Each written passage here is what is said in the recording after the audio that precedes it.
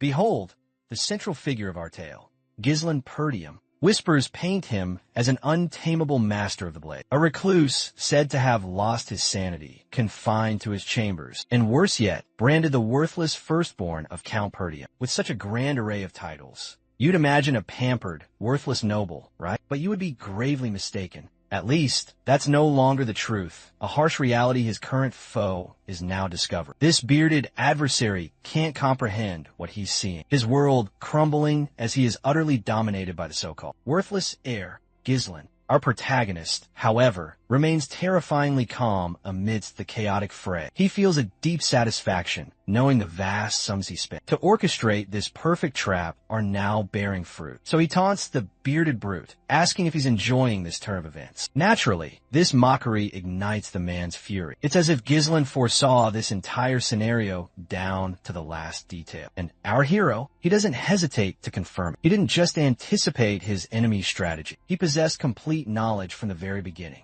He knew the precise number of soldiers, the identities of the traitors, and the source of his enemy's reinforcements. Absolutely nothing was hidden from him. The bearded brute simply cannot process this. His denial erupts in a furious scream. He's enraged that his ultimate trump card has been so easily unmasked by the very man he dismissed as insignificant trash. But Gislen has had enough of this whining. He silences the man's rant with a brutal, well-placed kick to his jaw, making it crystal clear this jabbering fool can cry all he likes, because no matter how many times they clash, Gislen is absolutely certain of his own victory. You must be questioning how he can be so confident in every battle. Well, the answer is simple. Our hero literally knows the future. Now, let's journey back in time, almost a full year ago, to the kingdom of Lithuania, near the Grand Perdium estate. Gislen Perdium awakens with a jolt. He is breathing, yet by all rights, he shouldn't be. He was certain he had died. The last memory Gislen possesses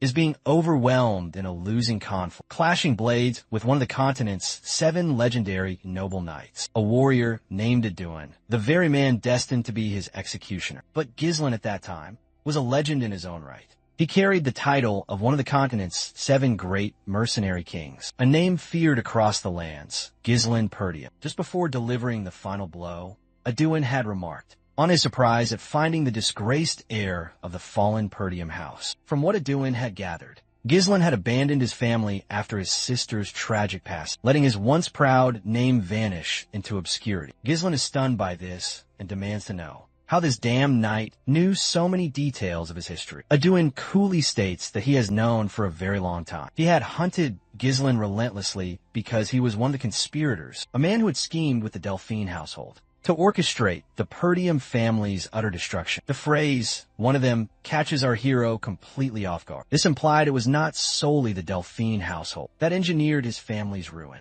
There was a larger conspiracy, and a key player in that plot was standing right before him. In that instant, his hatred and desire for vengeance flared to new heights. And in that very same moment, Aduin severed his head from his shoulders. Yet when our hero next opened his eyes, he was somehow completely whole. This was impossible. His head had been cut off. Not only was there not a single wound on his body, but he also appeared significantly younger. He glances around, trying to make sense of his impossible situation. And in that very instant, a voice calls out to him, addressing him as young master, urgently telling him to emerge. This individual is a Perdium soldier named Ricardo, but the unfortunate man finds a cold blade pressed against his throat. Our hero demands that he provide answers to his questions immediately. Naturally, the soldier is completely baffled by this bizarre turn of events, so he readily agrees to answer whatever his master requires of him, though he's confused as to why his master needs to threaten him, just to ask a simple set of questions. Well, Gislen is also quite taken aback by this development. He did not anticipate this kind of loyal response from a man he perceived to be an adversary. Ricardo swiftly breaks free from his master's hold, reminding him that he had exhausted himself from a tantrum earlier and passed out. He was apparently agitated about his upcoming responsibility to command the expedition to exterminate the orcs. As you can guess, none of this is registering with our hero. The soldier tells him to gather his gear and come outside, as the men are already assembled and waiting for him. Our hero is completely lost as to their destination, to which Ricardo explains they are returning to the Perdium estate. The mention of his ancestral home completely stuns him, because from what he can recall, The Perdium estate was nothing but smoldering ruins. As they approach the territory, Ghislain takes in the view from a nearby hill, which eradicates any doubt in his mind.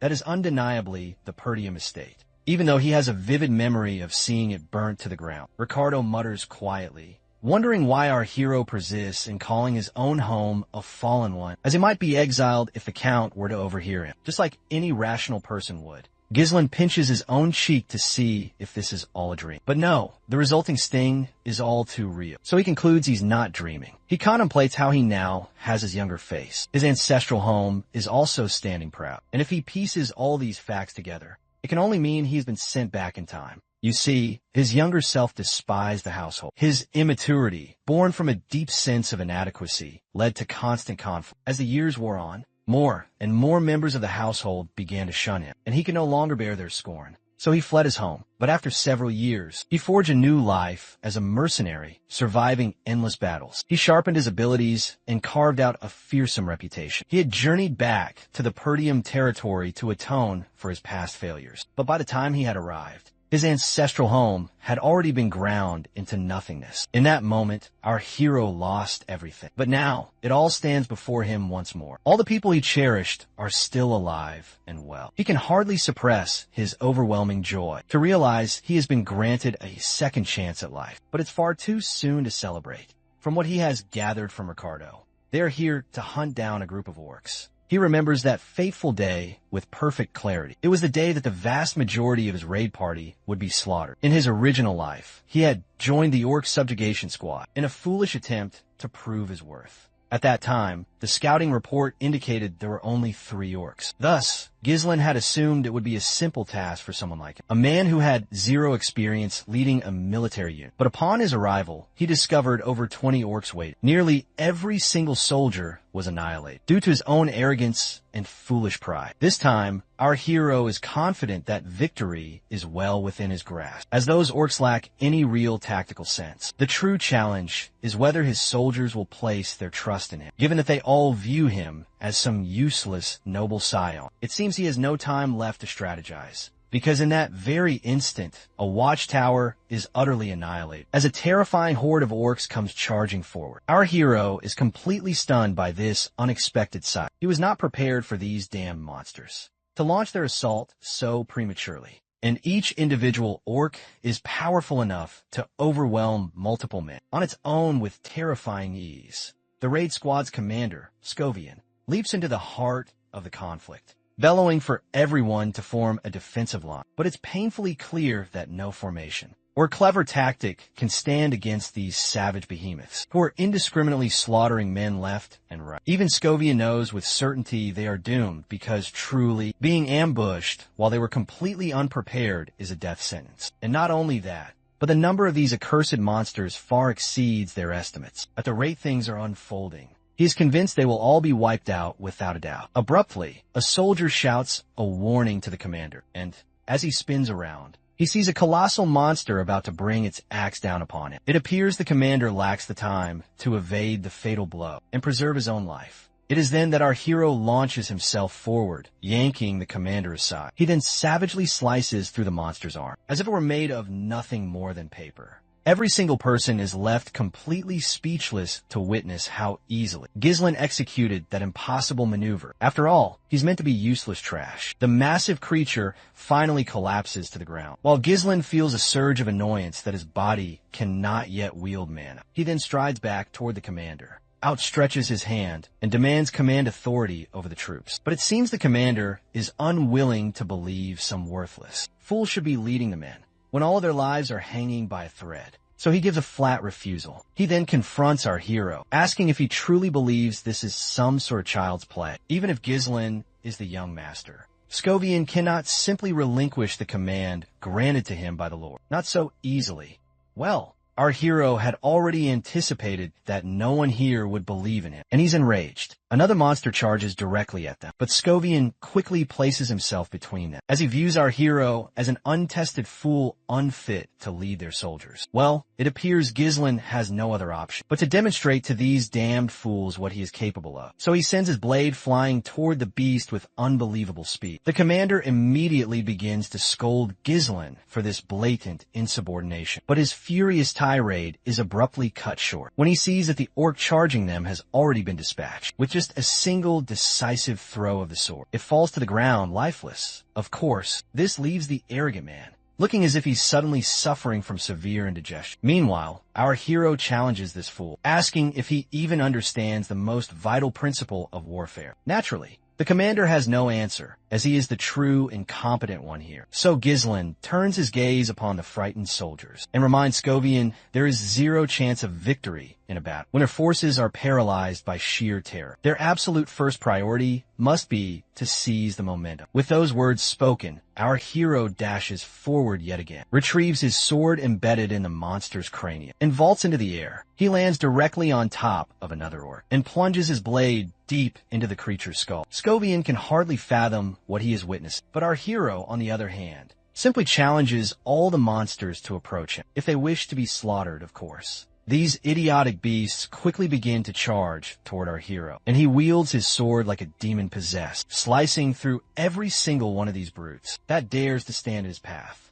His blinding speed, his movements, his reflexes, everything is unbelievably fast, and the carnage is unfolding so rapidly that Scovian can do nothing but stare in complete and utter shock. Even as a trained mana wielder, it's difficult for him to achieve such feats. So how is that scrawny young master managing to do all of this? Although Scovian can perceive that our hero is growing weary, he is still employing the most minimal movements to evade strikes, and his swordsmanship unerringly targets their vulnerabilities, like a sword saint who requires no mana. Or perhaps something even more profound. But our hero is not prepared to surrender just yet. He attempts to provoke these mindless beasts by demanding to know if this is the extent of their power, since they are failing to live up to their fearsome reputation as a warrior race. The other soldiers also watch in absolute disbelief, seeing that every single orc is now charging at the young master. The men all turn to their commander, awaiting his next command. But this coward is too stunned to exhibit the same courage that our hero is currently demonstrating.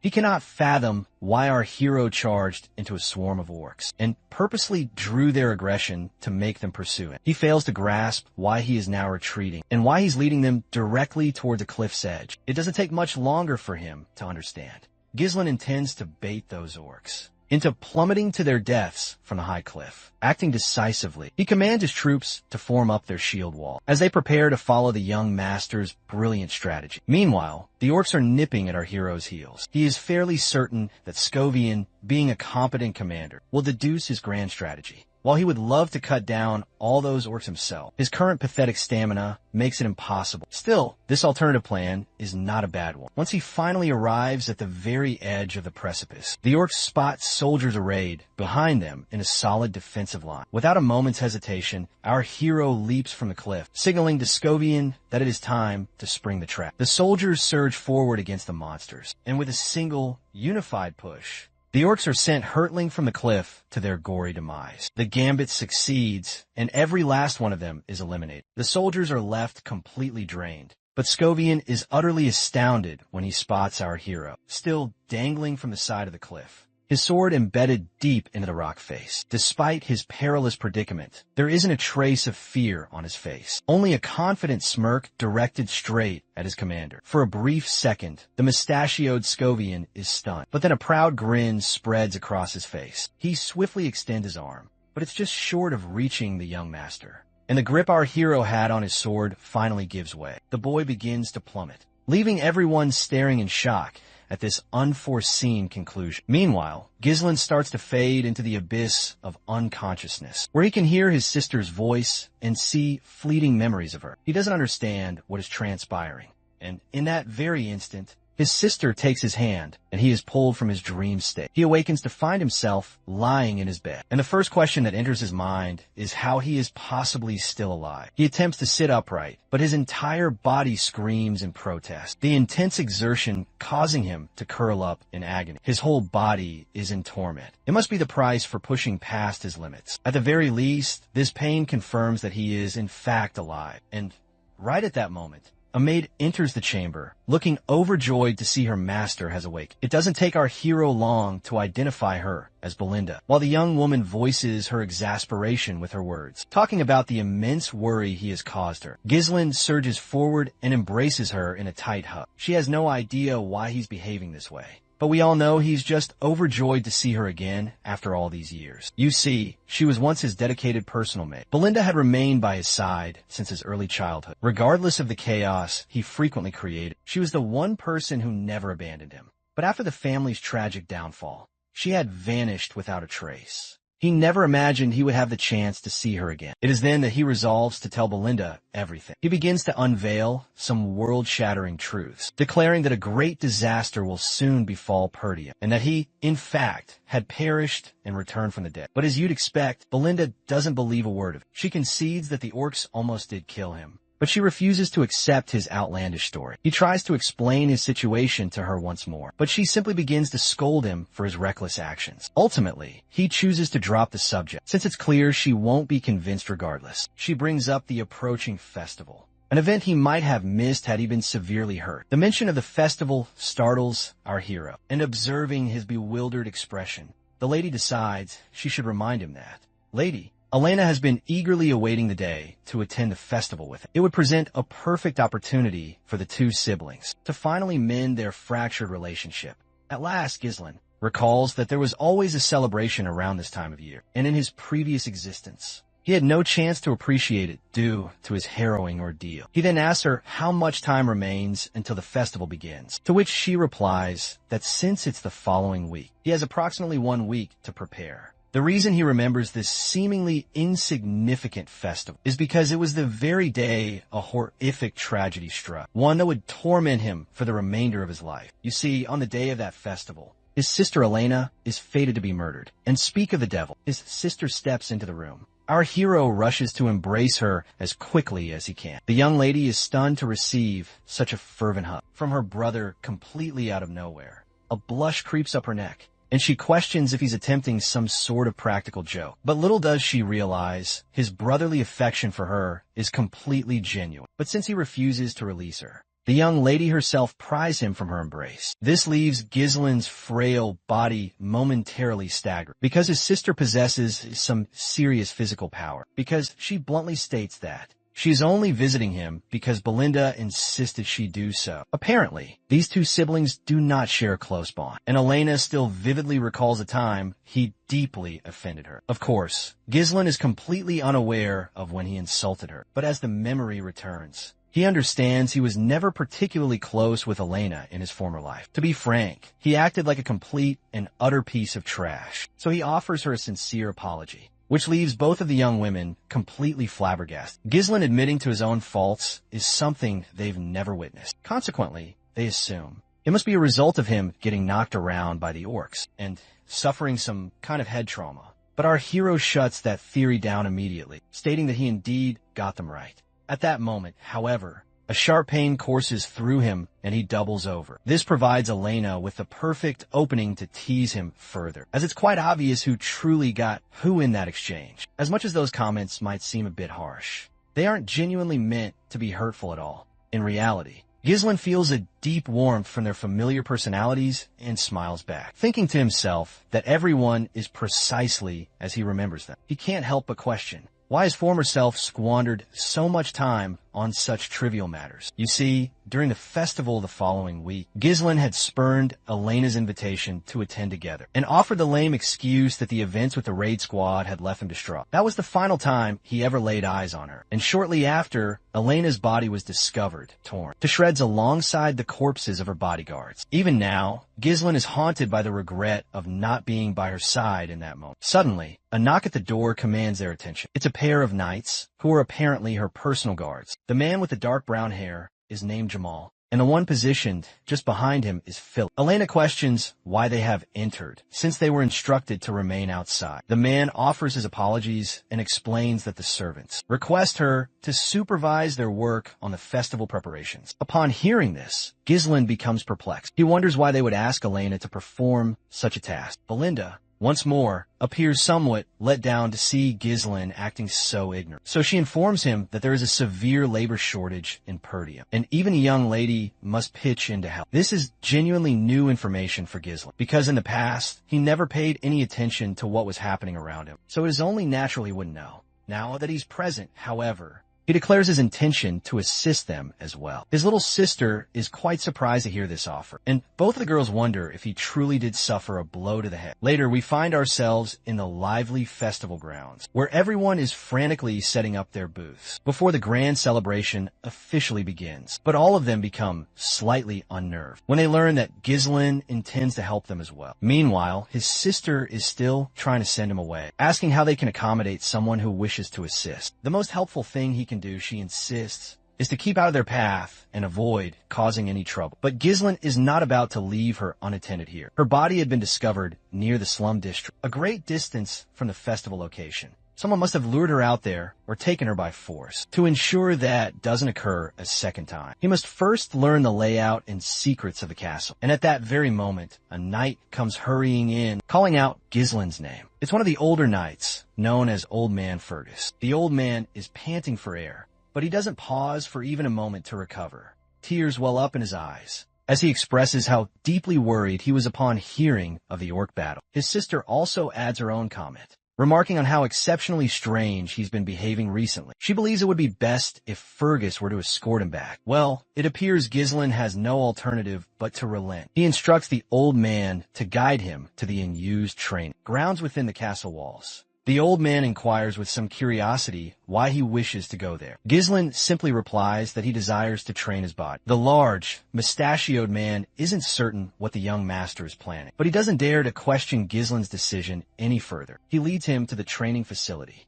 Upon stepping inside, the very first thing Ghislain observes is that the training hall is in far better shape than he ever anticipated. It's an absolutely ideal place for him to hone his skills, and the gear is of a quality he has never witnessed, not even during his time as a mercenary. The old man clarifies that they have kept it in good repair, just in case Ghislain ever decided to make use of these grounds. The old man has always maintained his belief that Ghislain would eventually recover from whatever internal turmoil he has been enduring. Seeing the genuine concern in the old man's eyes, our hero is compelled to acknowledge how much the old man has tried to support him. This entire time, he had been completely oblivious to any of this, and now he feels a pang of regret for not understanding it earlier. He then places a hand on the old man's shoulder and reassures him that death feels absolutely terrible, so he intends to live for a very long time. As is now typical, the old man is baffled to hear him speak, as if he has already stared death in the face. But Ghislain swiftly confirms his words, nonchalantly informing him that he did, in fact, die and was brought back to life. But of course, the old man dismisses this as pure fantasy. In any case, Ghislain decides it's time to begin his training,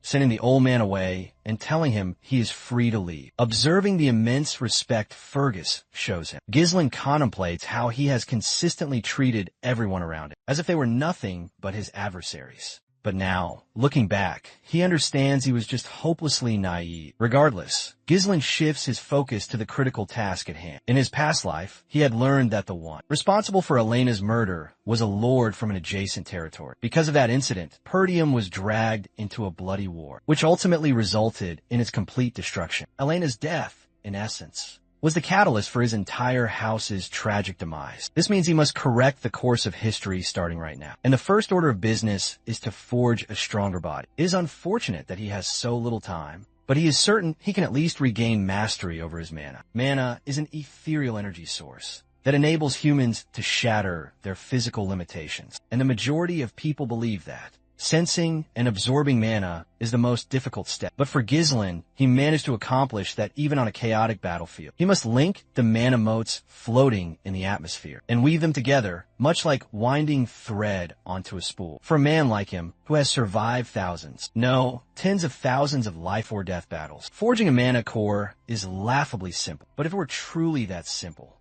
he would never have become one of the 7 strongest warriors alive. Employing the technique from a half-burnt grimoire he once found, and using the natural mana core all humans possess, Ghislain is able to fashion a second, and then even a third. He links them together into a web of multiple cores to generate an overwhelming, explosive power. All this exertion, pushing his body to its breaking point, causes blood to trickle from his mouth and nostrils, his face slick with perspiration. I suppose he has reached his body's current threshold. Although he managed to create 5 cores in his previous life, this forbidden technique is designed to produce immense power in a very short duration. The major drawback is that it consumes an incredible amount of mana. In hindsight, this was the primary factor in his defeat against the Duin in his past life, who had brought an entire order of knights when he was already depleted of mana. If it had been a one-on-one duel, he is certain he would have been victorious. The art itself is fundamentally unstable, but for the time being, it will suffice.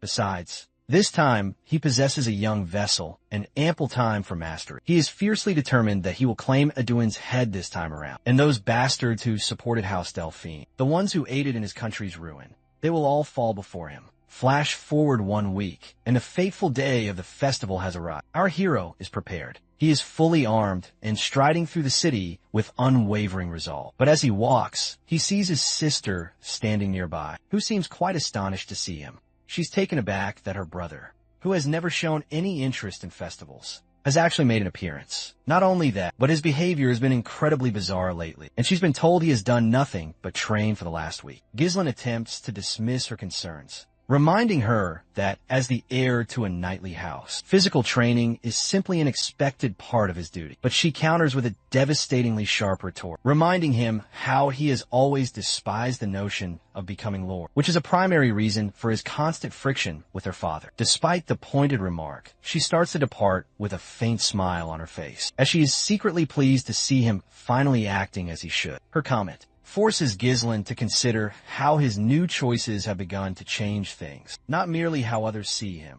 but also the very path of his destiny. The major currents of fate may still flow in the same direction, but it's becoming more challenging to predict the effect of his actions on the more subtle details. Making strategic use of his future knowledge is now his greatest weapon, and he must adapt to every changing situation with precision. With that resolve, he is prepared to confront his sister's assassins. Later, he stays close to his sister, remaining on high alert. After some time passes, however, Elena grows weary, remarking that there's nothing particularly unique about the festival. It's exactly the same as all the other years. Meanwhile, Ghislain is lost in his own thoughts, realizing the festival is nearing its end, and yet no major incident has occurred. This makes him wonder if perhaps the future has been altered, simply because he has remained so close to Elena's side. But just as this idea forms in his mind, her bodyguards appear before them. They propose taking her to a more vibrant section of the festival to experience some real excitement. As they start to lead her away, Ghislain swiftly connects all the pieces of the puzzle. He realizes that it must be these very bastards, the traitors within their own house.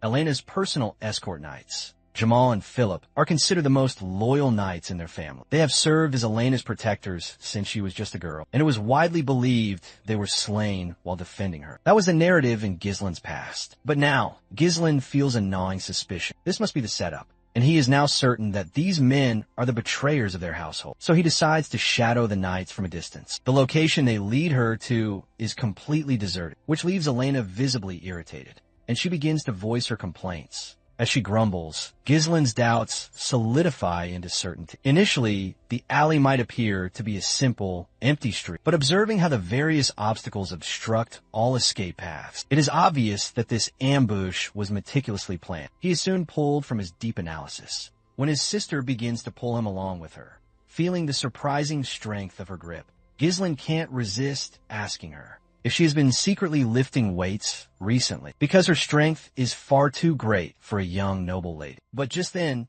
Jamal halts her progress, and the chilling expression on his face makes it obvious that his intentions are anything but honorable. A shiver runs down Elena's spine, and she begins to feel afraid, wondering why they are behaving so strangely. Jamal quickly offers an apology for his menacing expression, but then his face contorts into something far more sinister. He informs her that he just needs her to be patient a little longer. It is only a minor request. Elena is terrified and feels completely trapped. And just then, a new figure walks onto the scene. It's a man wearing glasses, followed by two of his hired thugs. This man's name is Frank, and he is visibly impressed to see how perfectly Jamal has carried out their sinister plan. He then directs a question to Jamal regarding Ghislaine, because he does not recall asking for this useless fool to be present. Jamal assures his new employer that he will deal with this brat, and that Frank won't even have to pay extra for it. He smugly explains that Ghislaine naively followed his sister, never realizing he was walking directly into his own prepared grave. At last, Ghislaine speaks.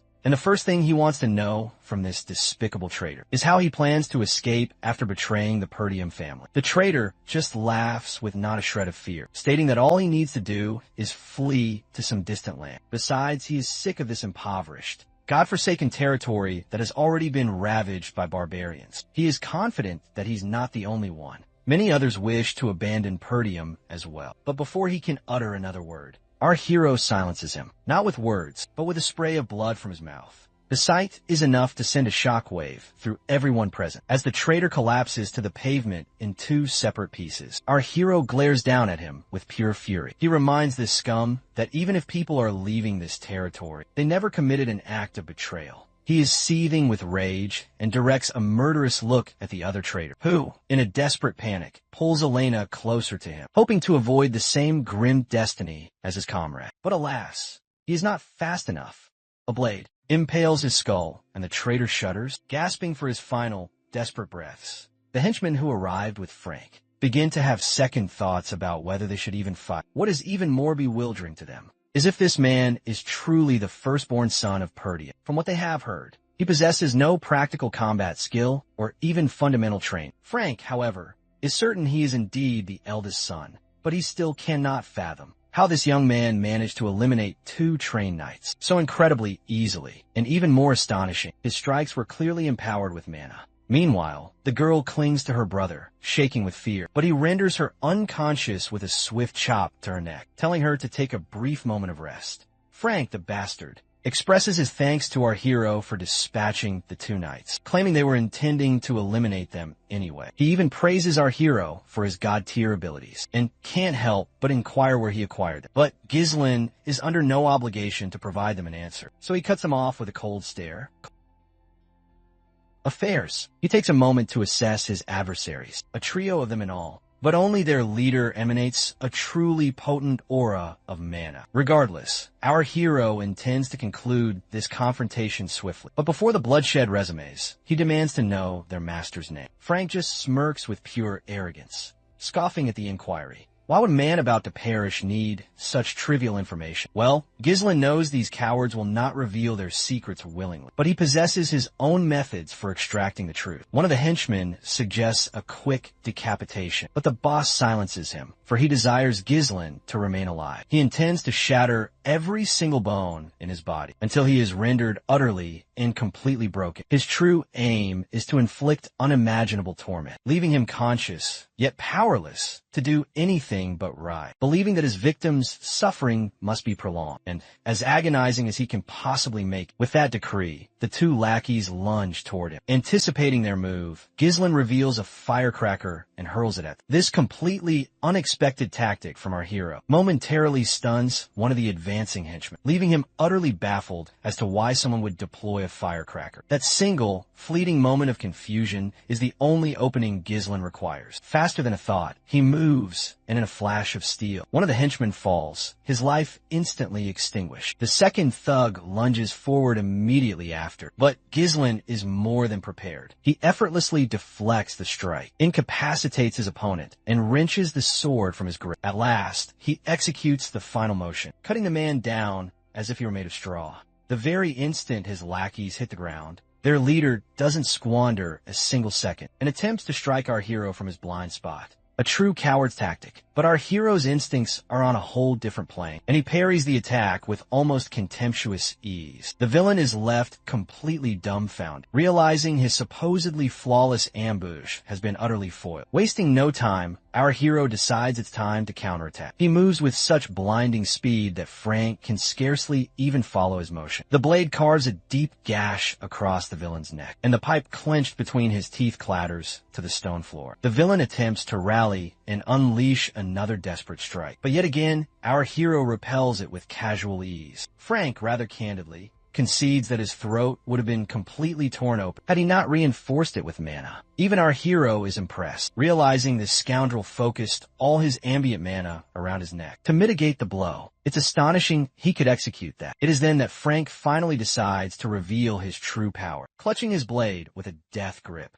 he propels himself directly toward our hero, but then he catches sight of the chilling grin on our hero's face. That predatory smile momentarily unnerves him. It's almost as if our hero had been baiting him into this. And that's when Ghislain overwhelms the scoundrel, landing a vicious kick squarely against his face. Frank manages to land gracefully instead of being sent flying, and smirks, proclaiming that with his level of mana, a simple attack like that is completely useless. But then he is proven horrifically wrong when he suddenly begins to spew a horrifying amount of blood. Frank's expression twists with bewilderment, having no clue what just transpired. Even with a dense layer of mana fortifying his entire body, he is in total shock. How did Ghislain manage to bypass his defense with nothing more than pure martial technique? Meanwhile, Ghislain reflects on how he never discovered the mastermind responsible for his sister's demise. But now that he knows, he is prepared to make this villain pay dearly. He tells Frank to steel himself for what's to come. With that, Ghislain unleashes the power of his third core. The villain can only stare in utter disbelief, but he has no time to comprehend it,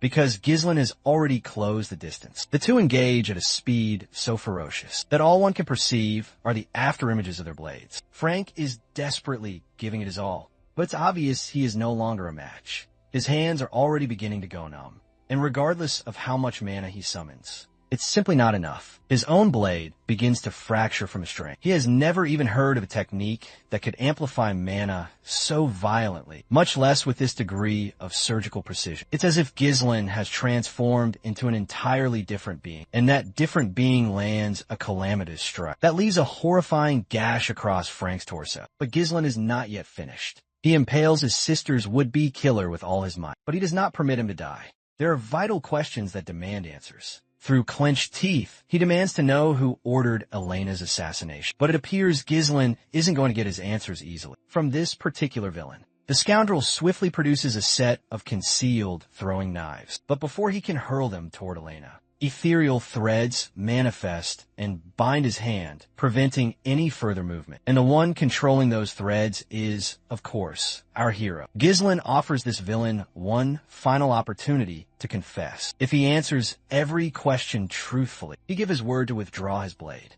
Meanwhile, Frank's mind is once again completely reeling as he realizes the threads. Our hero is manipulating our forged from pure mana. Meanwhile, Ghislain is certain a man of his skill would know how to heal himself. But then again, it won't matter if our hero shatters this villain's mana core. So, without a second's hesitation, Ghislain begins channeling raw magic into the sword that is already embedded in the villain's gut. The villain howls in agony as he feels his mana core being torn apart. This is an incredibly dangerous maneuver our hero is attempting, because a single misstep and the resulting mana backlash could trigger a massive detonation and vaporize this entire city block. It literally seems as though Ghislain is attempting a mutual self-destruction. But you must understand, our hero is no reckless novice. He can manage this risk with ease. Even this long-haired villain can see that Ghislain is not bluffing with the way things are progressing. He knows his fate is already sealed.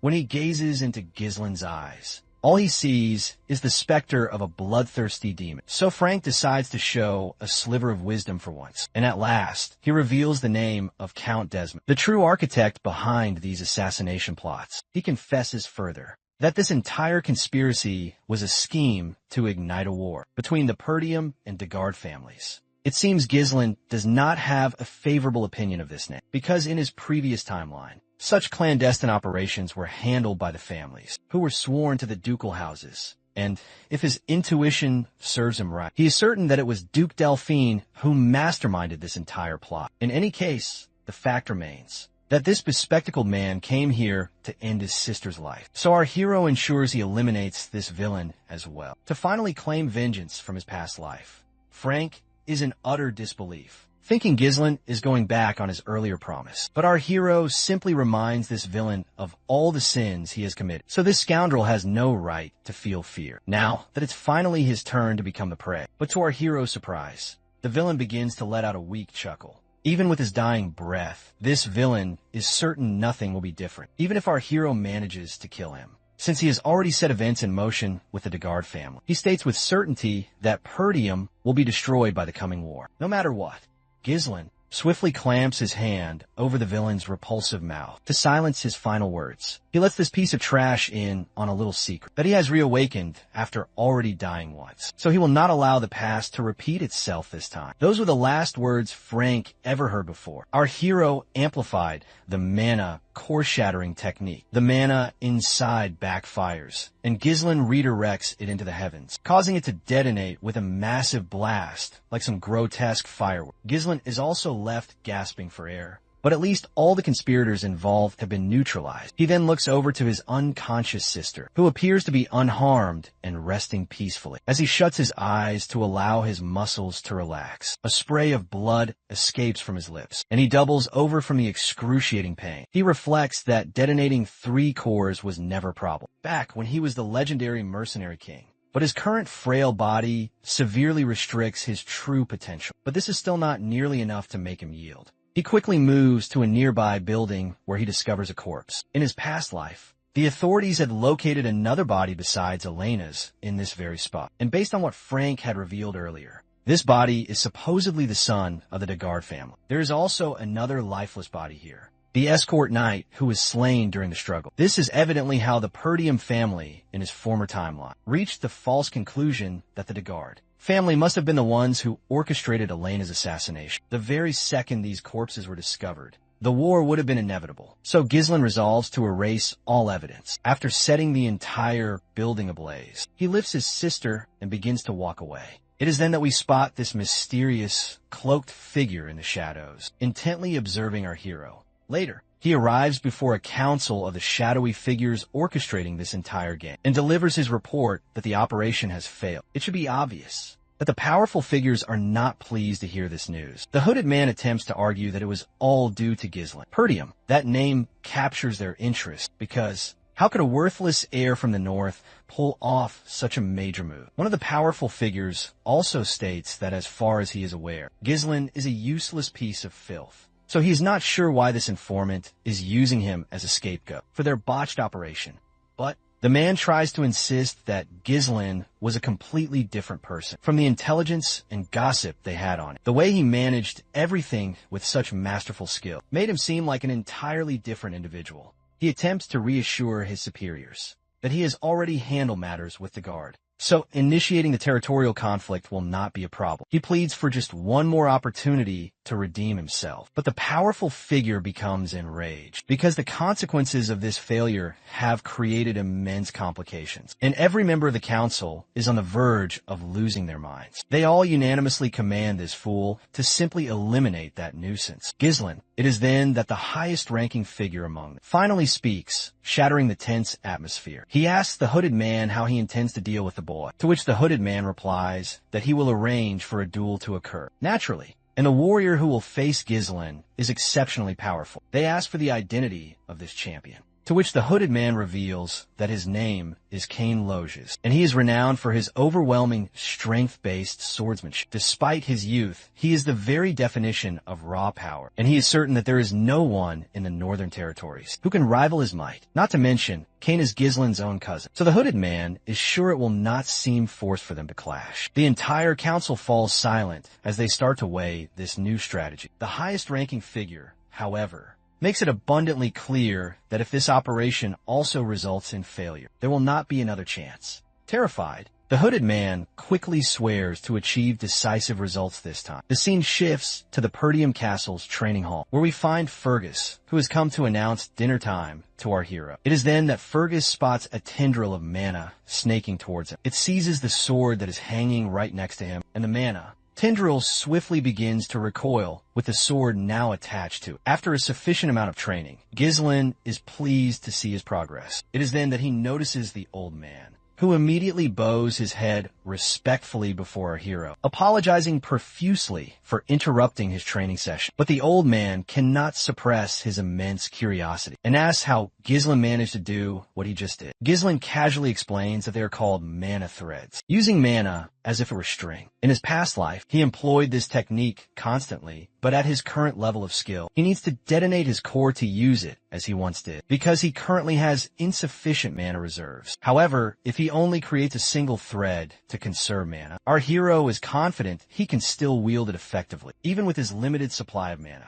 Fergus is certain he has trained his mana for a very long time, but he has never witnessed anything like this before. Now that the old man considers it, he remembers that just a short time ago, Ghislain couldn't even wield mana, let alone train with it so skillfully. He cannot comprehend how our hero conceived of using mana in this fashion. In any case, Fergus redirects his focus to the reason he came here. He humbly bows his head just a little and conveys his profound gratitude for protecting the young lady. But Ghislain sees no reason for anyone's gratitude. She is his sister, and he would have done the same without question. Several days elapse after that incident, and the festival has been suspended. This is only logical, considering a guardian knight attempted to abduct the young lady. We then see Elena, whose expression is anything but cheerful. She seems quite frustrated that no one will believe her when she insists that Ghislain was the one who rescued her. She asks her brother why he makes no effort to persuade them, to which our hero simply shrugs it off. He doesn't care, and furthermore, they wouldn't believe him in any case. Belinda's blood is absolutely boiling, just contemplating how the villains were actually Jamal and Philip, the very ones who tried to eliminate Elena. In any case, Ghislain is relieved that his sister is safe, and that he managed to prevent the war from erupting. But he is certain that those conspirators will not give up so easily, and he cannot single-handedly thwart them forever. Therefore, he must expand his own military power. At that precise moment, a maid comes in carrying food. When the maid presents his meal, Ghislain finds it strange that he is being served a piece of stale bread, rather than something more appetizing. He questions Belinda about it, to which she clarifies that it is a result of the recent turmoil. Just then, a portly man begins yelling at the top of his lungs, demanding financial restitution for the losses incurred by the festival's abrupt cancellation. And it's not just one portly man. There's an entire mob of merchants protesting outside the castle walls. Their demand is straightforward. They want to be compensated for their losses. Our hero peers out the window and asks about the irate crowd. It is then that Belinda reminds him that this land is filled with merchants who depend on the revenue generated by the festival for their livelihood. The previous year, the merchants had an excellent season, but since the festival was halted after a single day, it's only logical that they would be furious. Ghislain hadn't grasped until this moment just how dire his country's economic situation truly is. He understands that if he fails to meet the merchant's demands, the situation will only escalate and become more violent. So he orders Fergus to command the soldiers to placate the angry mob. But the old man matter-of-factly states that they have no available soldiers. He clarifies that the majority of them have been sent to the Forest of Monsters for reconstruction work due to the damage from the ORC attack. Well, it seems Ghislain's predicament is even more precarious than he realized. You see, Perdium exists in a perpetual state of conflict. To the north, they are in constant battle with barbarian tribes, and on the other side lies the formidable Forest of Monsters, from which beasts can emerge at any given time. Since he has no money, he will also have no soldiers, which only compounds his problems. He takes Belinda aside for a private conversation, and in a low voice, he reminds her that since she is in charge of his finances, they must find a way to appease the merchants. But the lady informs him that there is no money left. When he demands to know why, she reminds him the Lord suspended his allowance because he constantly wasted money as if it were water. The reality of being penniless disgusts him, so he insists that she loan him some of her own money. But the lady says that she doesn't have any funds either. Every odd seems to be stacked against him. No money, no soldiers. What in the world does he even possess? Without even a meager amount of funds, there is absolutely nothing he can do.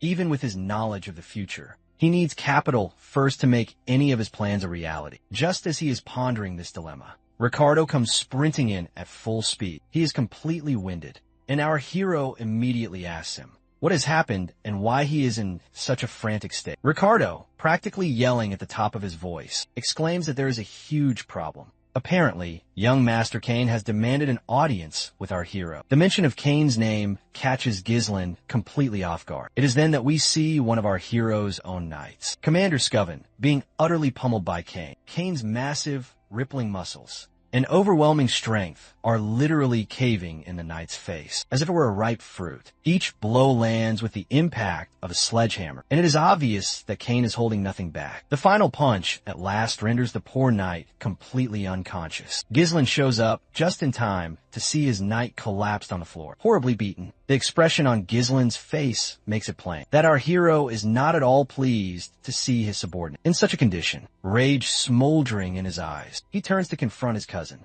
The behemoth standing before him is so colossal that Ghislain appears like a mere child by comparison. The grin on the giant's face is even more terrifying. Accompanying this muscular brute is also his personal escort knight. You see, the heir of the Logis County, with whom House Perdium maintained an alliance, is Cain Logis. He was simultaneously Ghislain's only friend at the time and his bitter rival. The giant lumbers toward Ghislain after brutalizing his knight, but Ghislain does not show a hint of fear. He coolly asks Ricardo for the full account of what led to this situation. Ricardo hastily explains that they were responding to a report of a brawl at a local tavern where they discovered Cain and his escort knight. It was then that Cain demanded of Commander Scoven if the rumors circulating about young Master Ghislain were accurate. So Commander Scoven recounted the specifics of the rumors about our hero. But that's when Cain seized the commander by the throat, because Cain was convinced the commander was spouting lies, and he would not abide someone lying in the presence of the heir of Logis. With that, Ricardo concludes his flashback. At that moment, Cain's escort knight interjects. Since Ricardo is not providing the complete story, he decides to offer his own version of events.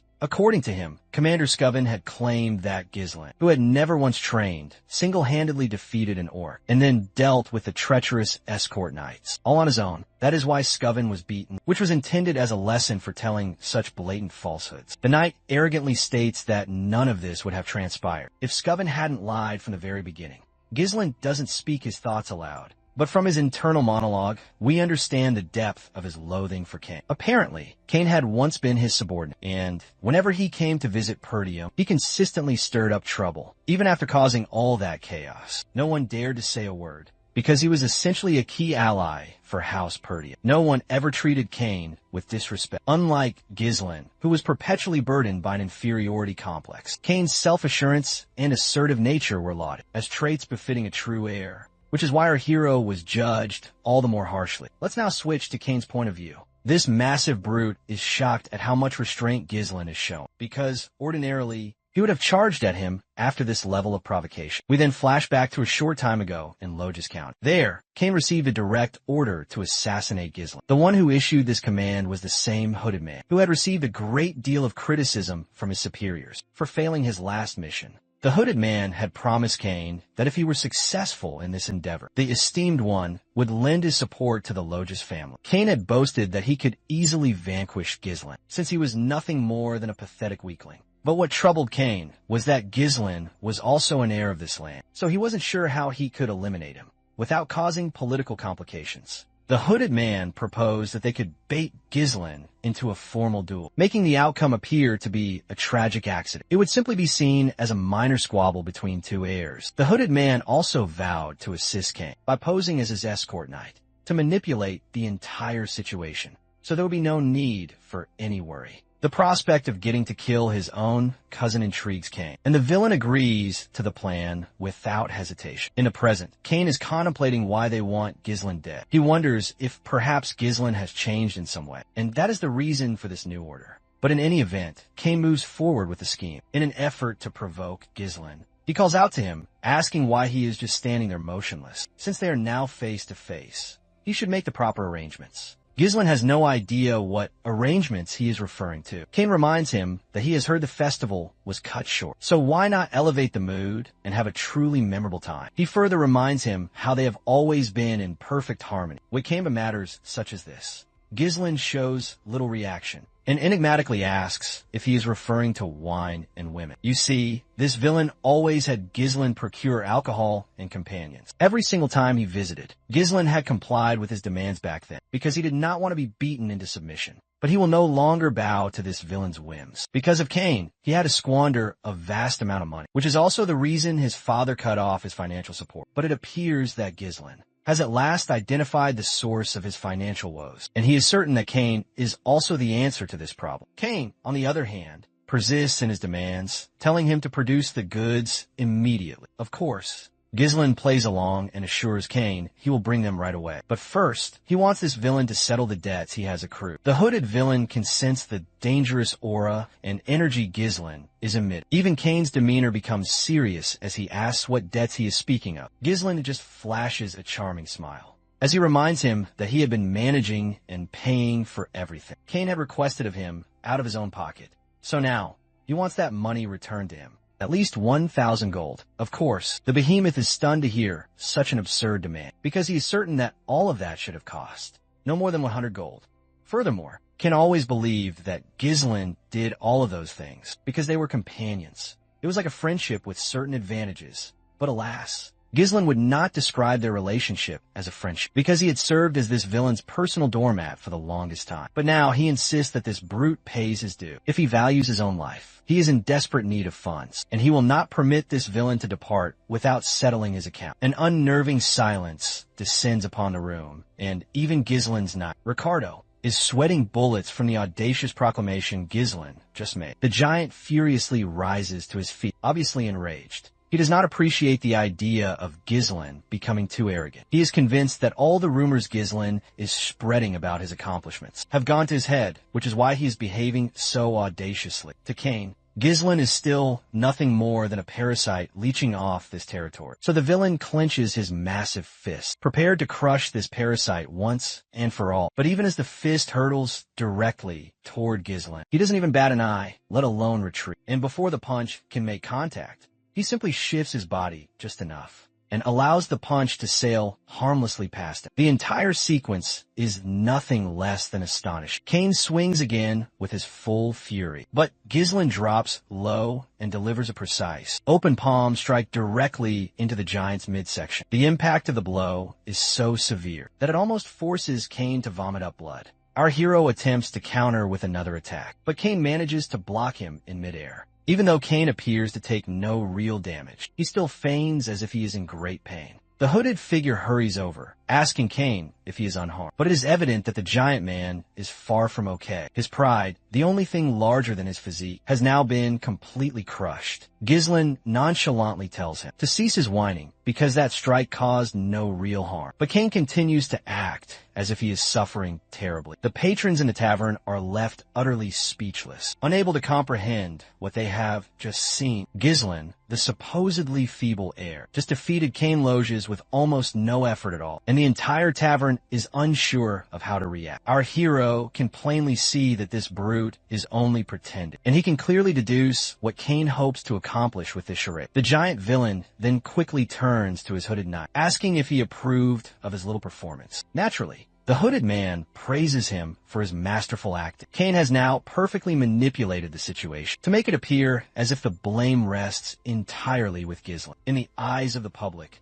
So this should provide more than enough justification for a duel. Cain is more than prepared to capitalize on this opening, because aiding the powerful figures in eliminating Ghislain will secure him the backing of those in the highest authority, and he desperately desires the support of those above him. Not only that, but it will also help him weaken the Perdium household. So he continues the act, produces a glove, and with some dramatic flair, he sets the stage to officially demand a duel. But before this villain can slap the glove across our hero's face, our hero moves first and throws the glove directly into this brute's face, issuing the challenge for the duel himself. Since Cain has insulted the heir of Perdium before everyone and assaulted his knight, our hero demands to have a duel. An expressionless mask falls over the giant villain's face, but that blank look quickly transforms into a malevolent smirk, because he believes Ghislain has just sealed his own fate by demanding this duel. So it is no surprise that he accepts the challenge. On the other hand, a self-assured smile remains fixed on our hero's face as he calls out to his knight,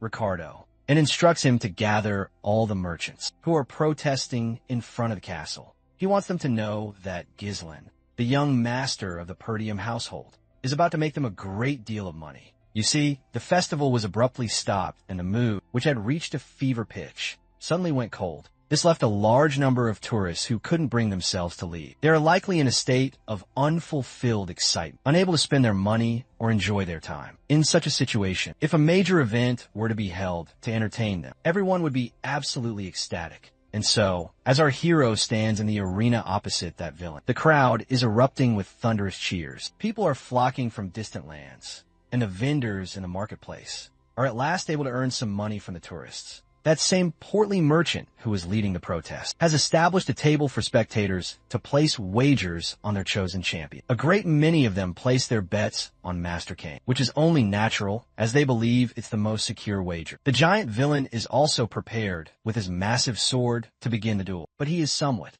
annoyed that Ghislain has transformed a solemn duel into a public spectacle. He makes one thing crystal clear before they start. His blade will not halt, even if our hero surrenders. Ghislain is neither afraid nor shocked to hear this, since he can discern the villain's true intent is to kill him anyway. Since it appears they have amassed a sufficient crowd, Ghislain decides to officially commence the duel. It is then that the hooded villain intervenes and declares that a proper wager cannot be made at this rate. Everyone is baffled as to what this hooded man is implying. So the portly merchant clarifies that not a single person has wagered any money on young Master Ghislain. A wave of murmurs spreads through the crowd, as they believe the outcome is already a foregone conclusion, and that Ghislain has no hope of winning. Cain finds it hilarious to think that. Even the betting market wants nothing to do with Ghislain. Since the betting is completely one-sided, they decide to alter the terms of the wager to make it somewhat viable. But it is then that Commander Scoven produces a large sack of coins and places his bet on young Master Ghislain.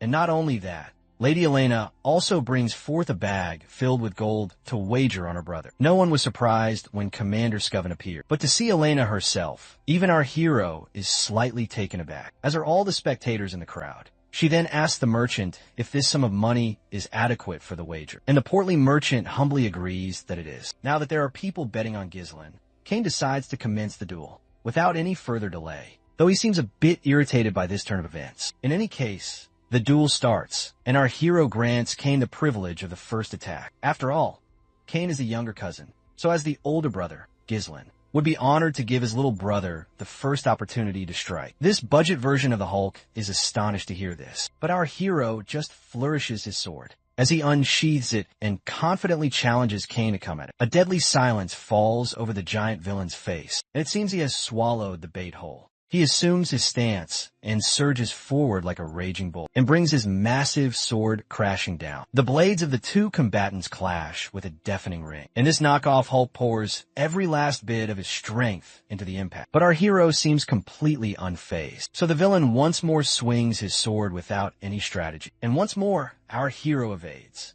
The brute then leaps into the air to deliver a kick. But yet again, his attempt is effortlessly sidestepped by Ghislain. After that brief back-and-forth exchange of attacks, both combatants fall back to their original positions, while this unsettling brute smiles with his equally unsettling grin. Our hero can see how arrogant and overconfident Cain is feeling. Belinda is sweating nervously after witnessing the young master clash like this with that behemoth. She even implores the young lady to stop her brother. Meanwhile, the hooded man feels absolutely certain that Ghislain is as good as dead. He is convinced that the moment our hero chose to cross swords with Cain, he walked right into their trap. He is sure that Ghislain will be overwhelmed by Cain's immense strength and will become dominated by the idea that there is no chance to counter attack. He will ultimately expend all his energy just on evasion. In the end, the depleted Ghislain will reveal an opening and inevitably meet his doom.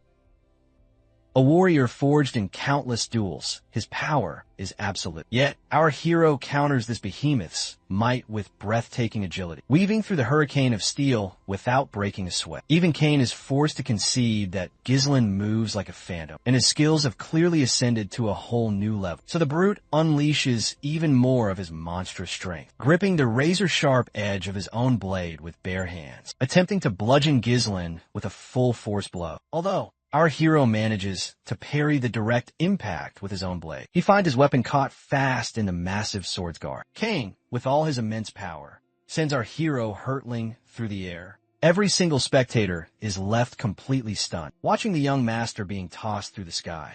And the only one who looks thrilled is the hooded villain, who is certain that Ghislain is finally finished. But it seems this hooded fool is about to have his assumptions completely shattered, while Ghislain is suspended in midair. He instantly infuses his legs with a surge of potent mana. After regaining his aerial balance, he lands flawlessly on his feet. At first, our hero was merely toying with the brute, but since this oaf has now gone too far, he is ready to impart a painful lesson. He rockets toward the behemoth with divine speed, a blur of motion. The hooded man is utterly flabbergasted to see that this young man made a safe descent back to Earth by focusing mana directly into his legs. Ghislain, on the other hand, labels this cheap Hulk a simple-minded swordsman. He surmises that this fool must believe he is the most powerful, just because his opponents would become intimidated if he displayed even a fraction of his power. But our hero is poised to open this villain's eyes by demonstrating that overwhelming force is not the be-all and end-all. The brute feels insulted, so being the beast he is, he charges headlong at our hero once more, demanding to know how he will accomplish that.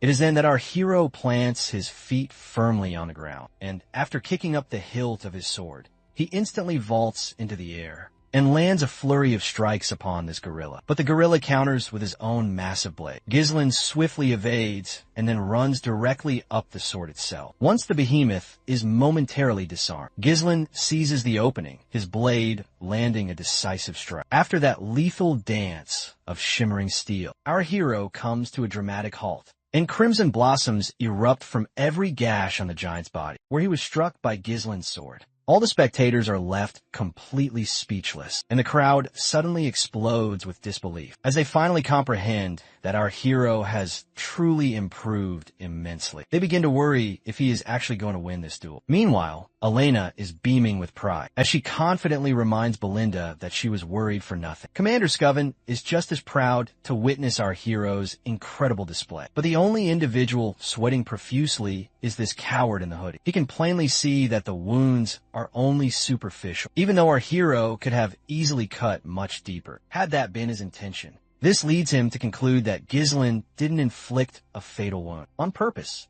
The brute, on the other hand, is feeling completely humiliated to witness such divine swordsmanship from our hero. Ghislain then shifts his focus to the vanquished behemoth and casually tosses his blade aside, as he intends to continue this fight without a weapon. You see, he believes the disparity in skill is too great to justify the continued use of a weapon, so he will now fight with his bare hands. This level of disrespect is enough to make the behemoth's blood boil. Ghislain is prepared to seize this moment to teach Cain a severe lesson, and he plans to engrave those lessons with his own bare fists. Ghislain is certain that this simple-minded, muscle-bound fool is no match for him in the art of the sword, so he decides to take a handicap and engage in fisticuffs, a discipline in which the brute is supposed to excel. This time, our hero proposes a wager of 2,000 more gold, which is double the sum he had originally demanded from Cain. The crowd is in an uproar to hear the mention of 2,000 gold on a bare-knuckle brawl, even though this was meant to be a formal duel. And let's not forget about the hooded coward. He can barely contain the sweat pouring down his face. To think that our hero would dare challenge Cain to a fistfight. He truly never imagined he would witness this day, though deep down in the recesses of his mind, he believes there's still a possibility for Cain to win. After all, the portly merchant swiftly calls for everyone to place their new bets, announcing that the event is now a bare-knuckle brawl between young Lord Ghislain and young Master Cain. This time, a significant number of people are betting on our hero, as their perceptions are beginning to change. They are realizing that pure strength isn't always the deciding factor. And for that very reason, they're placing their faith in Ghislain. The budget Hulk is still full of his own arrogance, but he nevertheless agrees to Ghislain's challenge. However, he refuses to part with his sword and intends to wield it against our hero. Belinda, terrified at this completely unfair development, immediately urges the young master to retrieve his own blade. But the giant villain has already begun to swing his sword down, while our hero remains as calm and collected as ever, prepared to knock some sense into this brute. The very instant that blade comes whistling down, Ghislain ducks, moving so swiftly that his afterimage seems to linger. He lands a devastating blow to the fool's massive leg, following it up with a crushing uppercut beneath his chin. The brute's face is now streaming with blood, That single punch was sufficient to rattle his brain, and one of his knees slams into the ground. This was unimaginable. King didn't even register those punches. The crowd is just as shocked as everyone else, absolutely loving this completely unexpected turn of events. Meanwhile, Ghislain radiates an aura of confidence and power, claiming he hasn't even begun to get serious and wants to continue. This completely shatters the brute's delicate ego, causing his jaw to tighten as he charges at our hero yet again. But our hero just continues to weave left and right with ease. The dance of this battle is simply unbelievable. Even as the narrator, I can hardly keep pace with these divine movements. No matter what the brute attempts, every single attack is countered and then overwhelmed, and in return, he is met with one devastating blow after another. As Cain contemplates his current predicament, he recalls how Ghislain once couldn't even meet his gaze, always bowing his head whenever Cain was present. But now,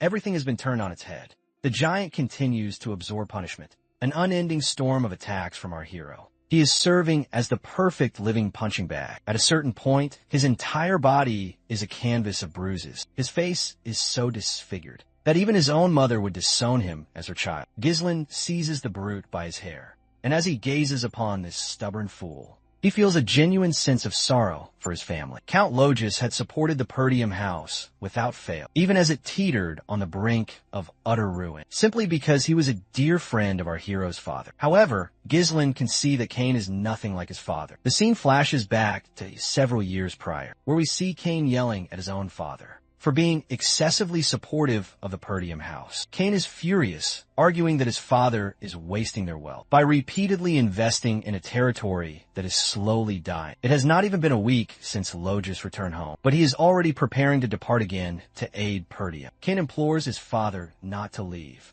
clearly angered by what he sees as his father's misplaced loyalty. But his father calmly, yet firmly, explains that he is doing all of this because they are friends, and there is no greater reason than that. In the present, looking at this brute, Ghislain balls up his fist, but shockingly, this is not a punch meant to destroy the brute's face. It is actually a hand of peace extended from our hero. This gesture of friendship is something none of us anticipate, and what is even more shocking is that Cain responds to this gesture and formally concedes defeat. Everyone is left utterly dumbfounded to see Cain admit his own defeat, and the referee immediately declares Ghislain the victor. Everyone from House Perdium is captivated to see the young master win, while Elena is quite pleased and overjoyed to see her brother at last claim victory. It is then that the hooded man storms over to the defeated Cain and begins to berate him. He demands to know how Cain could surrender so quickly, just because he was at a minor disadvantage. Cain does not reply. He simply turns his face away, stating that he is no longer participating in that game, since Cain has failed to eliminate Ghislain. The hooded man is unsure how he will explain this to his superiors. At that very moment, our hero also appears on the scene and decides to play a little game of his own with this fool. The hooded man has no idea what Ghislain is even contemplating, but we soon find out when our hero bellows at the top of his voice that this man right here has volunteered to pay for all the meat and ale for every single person gathered here. While the hooded villain is losing his composure, the crowd explodes in a chorus of pure joy at the prospect of receiving free food and drink. The hooded man quickly refutes this, telling Ghislain that he never consented to any such thing and demands that he retract his statement immediately. But our hero simply places a comforting hand on the man's shoulder and informs him that this is the price for losing the duel. And just so we're clear, it will not be taken from the wager. He tells him to be sure to add 2,000 gold to the initial bet of 1,000 gold. And if he attempts to flee, the repercussions will be dire. When Ghislain says this, he means every single word. The threatening image of our hero is instantly seared into the man's mind. Later, the following day, in Ghislain's chambers, we see Ghislain gazing at a large treasure chest, overflowing with shimmering gold coins.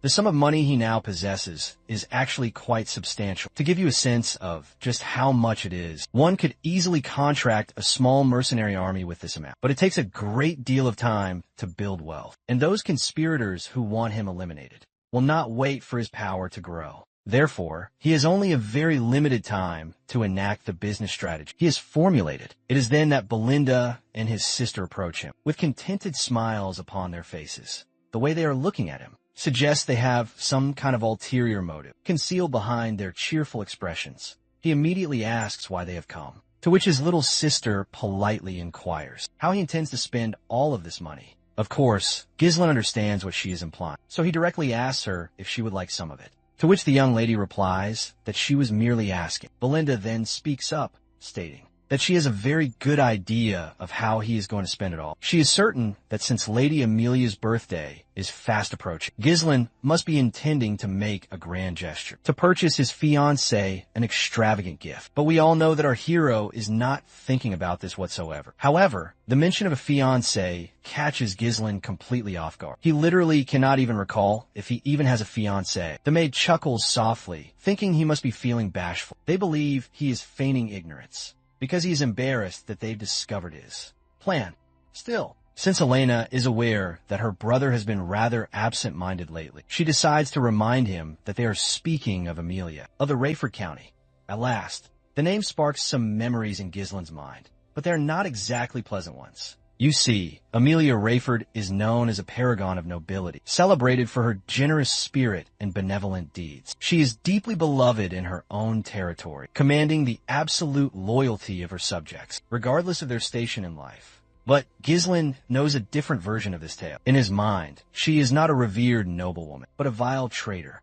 Why? Because Amelia Rayford, who once seemed to be a shining example of nobility, would one day orchestrate a rebellion. She would become infamously known as the Witch of the North, allying herself with the Delphine Duchy to deliver the final, fatal blow to Perdium's existence. To Ghislain, she is no gentle betrothed, but the very woman who betrayed everything his family held dear. He then asks Belinda when his father is expected to return, to which she replies with some hesitation, saying perhaps in about a week. This is sufficient time for Ghislain. With an entire week at his disposal, he resolves to make a journey to Rayford County. Belinda is not sure why he is departing so soon, since it is not even Amelia's birthday yet. But our hero says he is going to collect some money from them. Later, we finally lay eyes upon the lady herself, Amelia Rayford.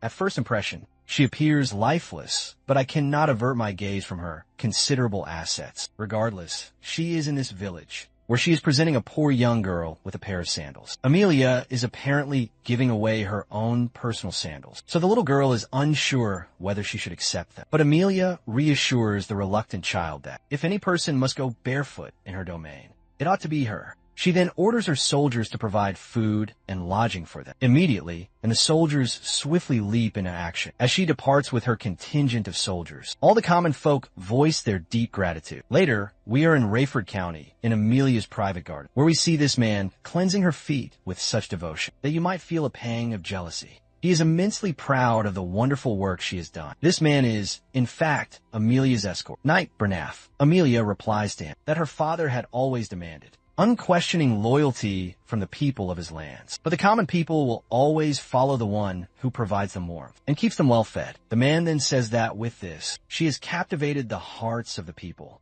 and that it will surely be advantageous in her future succession. Struggle. But it seems Amelia is not thinking along the same lines as him, so she quickly places her foot directly on his face like a cruel mistress. She interrogates him about what transpired in the duel against the supposed finest blade of the North, to which the man apologizes, claiming he lost intentionally to prevent any unwanted scrutiny. If he had emerged victorious, people might have begun to pay closer attention to her, and it is not yet the proper time for her to reveal her hidden fangs. He then kisses her feet with great fervor, while pledging his unwavering support and allegiance to her. But the lady believes this is only as it should be, since she has invested a great deal in raising him, and she would certainly never tolerate him being a weakling. She then begins to question him about the merchants. The knight assures her there is no cause for concern. With the Archia Merchant Guild, all of the supplies used for rebuilding the Forest of Beasts outpost, which was recently decimated by the orc attack in Perdium, are being procured through their own merchant guild.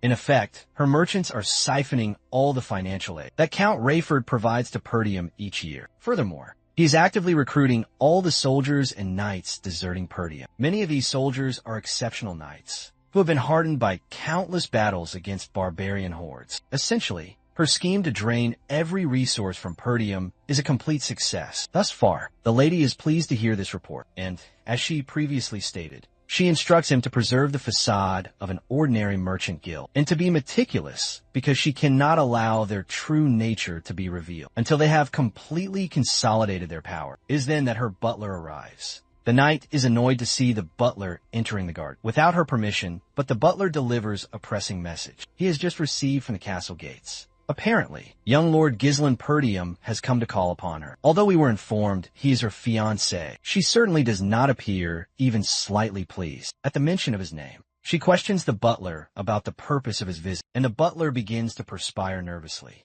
when he reveals that Gislen is here to discuss the Merchant Guild. Both the lady and her knight, Bernaf, are wide-eyed with shock upon hearing this. We then find ourselves in the reception room, where she is now seated across from our hero. Our hero sits with as much composure as he can muster and greets her in a relaxed manner. But the lady returns his greeting with an expression of pure disdain. She is clearly irritated that he arrived without any prior announcement, leading her to believe he still hasn't learned basic etiquette. Our hero reminds her that since her birthday is approaching, he thought he would present her with a gift beforehand. He places a single flower on the table and explains that he acquired it from a merchant guild in the vicinity. He notes that its aroma is quite pleasant, and that he intends to purchase flowers from there in the future. If his memory is correct, the merchant guild is named Arxium. Of course, the lady understands immediately where he is leading this conversation, but she feigns ignorance and says she does not understand what he is trying to suggest. Now that she has accepted his gift, she declares she will take her leave and starts to walk away. But it is then that our hero speaks her name with a grave expression on his face. He commands her to sit back down. The girl immediately senses the immense pressure Gislen is now radiating. What disturbs her the most is how such a menacing pressure could be, emanating from a boy who used a stutter and could barely speak whenever he was in her presence. Our hero then decides to cut to the chase and demands payment, around 10,000 gold coins. Not unexpectedly, she is not pleased with the idea of him appearing out of the blue and demanding such a vast sum from his own betrothed. She wonders if he has come here on his father's orders. But Gislen states that his father is not involved in this matter. Besides, he is already aware that she has no intention of marrying him anyway. He is sure that she might become the ruler of this territory, considering all her preparations. He subtly threatens her that, if news of her secretly amassing power were to spread in Rayford, she could very well lose the succession contest. This incites her anger. Of course, with a murderous glare, she warns him not to even think about something like that, not even in jest. To which our hero assures her that he will protect her secret for now. But of course, he might not be able to keep his promise if he departs this room empty-handed. But the lady remains defiant with her words,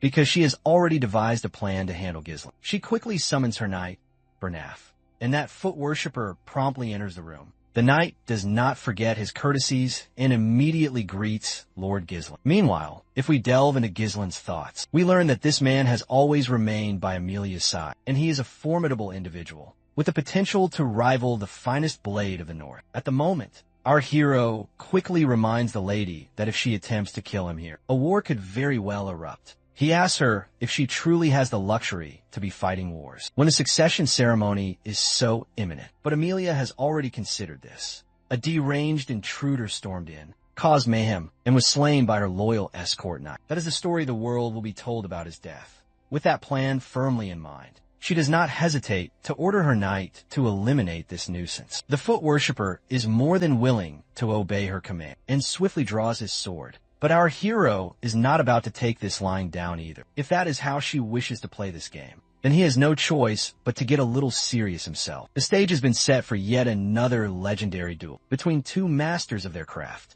So grab your popcorn and prepare yourselves for what is to come. But alas, as much as we would all love to see an honorable fight between two warriors, this worthless knight has other schemes in mind. Suddenly, Gislen detects a faint sound behind him, and before he can turn, an assassin bursts forth from an empty suit of armor and plunges a blade directly through the sofa in an attempt to impale our hero along with it. But this coward was too slow, and our hero just tumbles to the floor, kicks the coward hard, and sends him flying out the window. The lady and that fool stand there in shock, because they did not anticipate our hero reacting with such skill. Gislen voices his contempt for this with feigning civility, while orchestrating a cowardly ambush. He then instantly lunges toward the knight, and they both clash in a storm of steel. Our hero interrogates this worthless knight, demanding to know if Rayford has forgotten the code of chivalry. The knight offers his apologies, but reminds our hero that he was the one who was disrespectful by showing up uninvited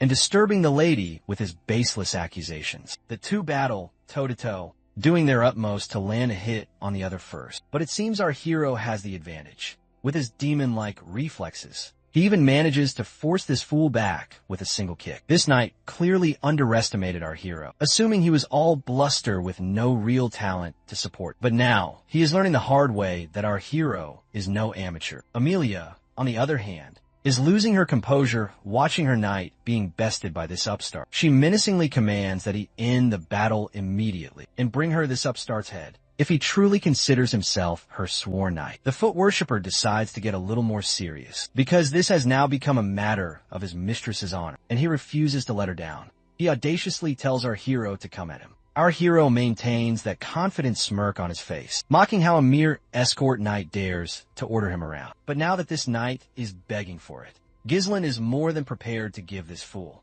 precisely what he's asking for. The two once again engage in a lethal dance of blades. But this time, the knight is not holding back in the slightest. He even manages to graze Ghislain's cheek with a shallow cut. Both of them are moving so fast, it is impossible to follow their actions. All they leave behind are shimmering afterimages of themselves. Amelia, on the other hand, is growing increasingly agitated and impatient, watching Ghislain fight in this manner. She cannot believe how a boy who was once known as a worthless punk is now battling her own knight, Bernaf, on completely even ground. The fight itself is unbelievably close, and if you even blink, you'll miss it. Both warriors are far too quick. When our hero tries to land a hit on this fool, he evades, and when this fool tries to land a hit on our hero, he also evades. This back and forth continues without a moment's pause. Ghislain then attempts to use the same move he did previously, but this time he is slammed violently to the floor. While he is momentarily stunned, the knight charges at him with his blade in hand, but Ghislain instantly recovers, executing a series of breathtaking acrobatic feats before landing perfectly on his feet once more. By now, Ghislain has deduced that this man is withstanding his attacks by reinforcing himself with mana. On the other hand, the knight is also compelled to admit that Ghislain is completely different from what they have been told about him. The way he wields his sword does not appear to be something taught in a systematic fashion. It seems more as if he acquired his skills through actual combat. The knight asks if Ghislain has perhaps battled barbarians so frequently that he has unconsciously adopted their combat style. He believes that such a method might be effective on a chaotic battlefield, but claims it will not be effective against him this time. The knight swears he will end this now. Ghislain also knows that this is not going to be an easy fight. The precise, narrow thrusts of the blade, repeatedly aiming for his head, can disrupt one's sense of range and rhythm. And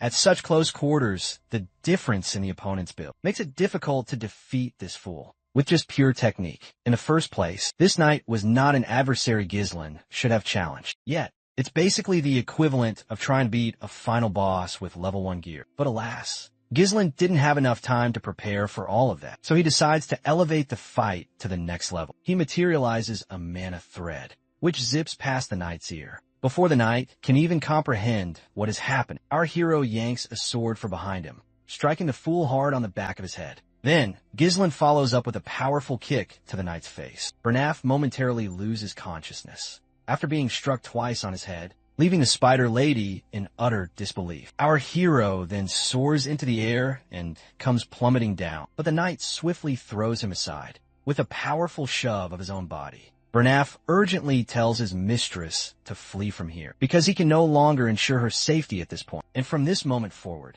he pledges to give it his absolute all, warning her that she might be caught in the ensuing destruction. Ghislain is also fired up for this confrontation, because he has not encountered such a thrilling adversary in a very long time. Meanwhile, Amelia is sprinting down the hallway with her cat, fearing for her life. She looks visibly enraged, because how dare our hero subject her to such a humiliation? She has no idea who could be the fool who leaked information about the Merchant Guild to Ghislain. There is no way he could have known about it in such detail, at least not without assistance. The rumors about him killing orcs, defending his younger sister from assassins, and even vanquishing the heir of Logis. Judging by that fool's past, she had assumed it must have been either pure luck or wildly exaggerated reports. But now, she is forced to concede that he may have truly improved. She then sees that all of her guards are gone, which angers her even further. But she soon discovers all the soldiers lying scattered on the floor, and the one who defeated them is none other than Belinda. Amelia is shocked to see Perdium's personal mate, and before she can even process it,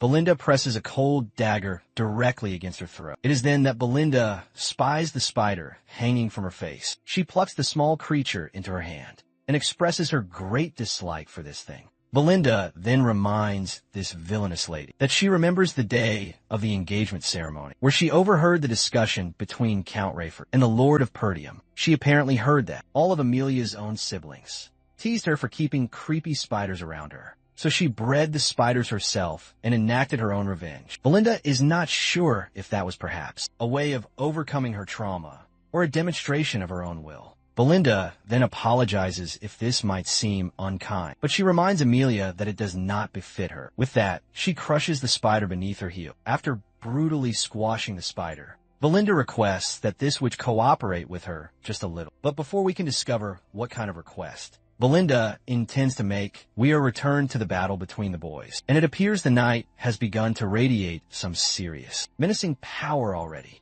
The atmosphere has become heavy, and the immense amount of mana is genuinely making our hero quite wary. The knight is truly enraged that our hero is not treating him seriously, and it called him a thrilling adversary before, because that sounds almost like something a common mercenary would say. He despises the very thought that someone so lowly and so unserious as our hero dares to call himself a nobleman, and attempts to stand as an equal to Amelia. Well, of course, our hero is a nobleman, and he doesn't believe this is something a simple escort knight like himself should be saying. Bernaf takes his first step, and they begin clashing their blades. He is absolutely furious because he believes Ghislain is mocking the entire nobility. He continues to unleash one attack after another. Our hero is impressed that this fool is advancing with such power and ferocity. But Ghislain has also had enough of this. He responds with equally ferocious swordsmanship. This time, the knight is definitely not holding back. With a single, powerful swing, he forces our hero backward, then swiftly follows up with another attack to land a critical blow. Time seems to stop as the final attack from that fool is launched, and blood erupts as the blade cuts the shoulder of our hero. Bernaf, on the other hand, is completely dumbfounded that this fool braced himself for the wound and used his own shoulder to deflect the blade. Our hero then immediately counterattacks, forcing the stunned knight backward just a little. But Bernaf swiftly lands a kick on our hero while taunting him, saying this is the gulf between him and a mere upstart who wields his blade simply for amusement. The kick sends Ghislain staggering backward, but it is still not enough to defeat him. He still finds this entire confrontation quite thrilling. With overwhelming speed, range, and a relentless assault, the knight dictates the rhythm of the battle. Any attempt to counter him at close range with grapple is immediately nullified in a deadlock of blades. It appears as though their swords are fused together, making the knight believe they cannot be separated. With Ghislain's current mana levels, he cannot overcome the knight's raw power, but he is playing a much longer game. Knowing that the knight has not yet seen the trump card, our hero has hidden up his sleeve, which is Ghislain's one-of-a-kind mana cultivation art. In a flash, Ghislain activates his third core and completely alters the flow of the battle. One devastating strike is sufficient to send the sword flying from the knight's grasp, leaving him completely stunned. The only thought in Bernaf's mind is how this boy can unleash such explosive mana in the heat of battle. With Bernaf now completely vulnerable, Ghislain places his blade against the knight's throat, paralyzing him completely. At that very moment, Belinda drags Amelia back onto the scene as well. The once arrogant lady is now literally in tears and quickly agrees to pay the 10,000 gold, begging them to simply disappear from her presence afterward. While Ghislain is pleased to have acquired what he came for, he is also annoyed that it had to resort to this. It would have been much simpler if she had just cooperated earlier. In any case, he lowers his sword and approaches Amelia to deliver some more bad news. The price has just been raised to 20,000 gold. In the aftermath, Amelia's entire chamber is in utter chaos. She is hurling objects around in a fit of rage. Not only did her knight suffer defeat,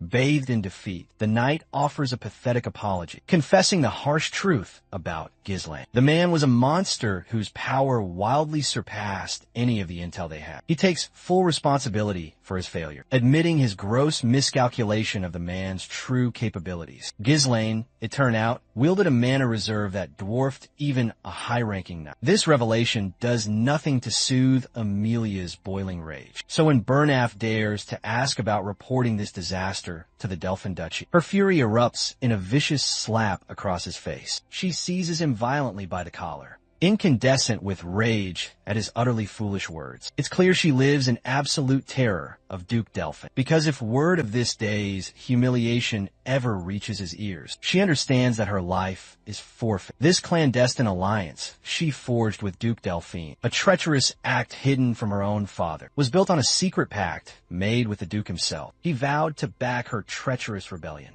and in return, she was to be his pawn in bringing Perdium to its knees. If this treasonous pact were ever to be exposed, her own siblings would not hesitate to end her. If our protagonist already knows the Merchant Guild's dark secret, then Amelia realizes with dawning horror he might also know of her pact with the Duke. A chilling certainty grips her. He must be silenced. She will stop at nothing to eliminate that godforsaken bastard. The knight bows his head, accepting his new orders. She then demands to know the extent of Ghislaine's injuries, to which he reports that he successfully landed numerous shallow wounds across his body, with a single debilitating strike to his shoulder. Furthermore, due to the explosive surge of mana Ghislaine unleashed, he'll be severely weakened and vulnerable for a considerable time, since their goal is to erase him completely, leaving behind not a single clue. They can't risk using knights from their own domain. Amelia had already anticipated this complication. It is why she maintained a secret force, a shadow unit trained specifically for these dirty operations. It appears even her loyal Bernaf is unaware of these assassins, so she whispers to him their chilling moniker, the Wildcats. This shadowy cabal is composed of orphans of war, the masterless, the nameless, the ghosts of society. Only the most gifted, naturally born killers are chosen for their ranks. They are infamously known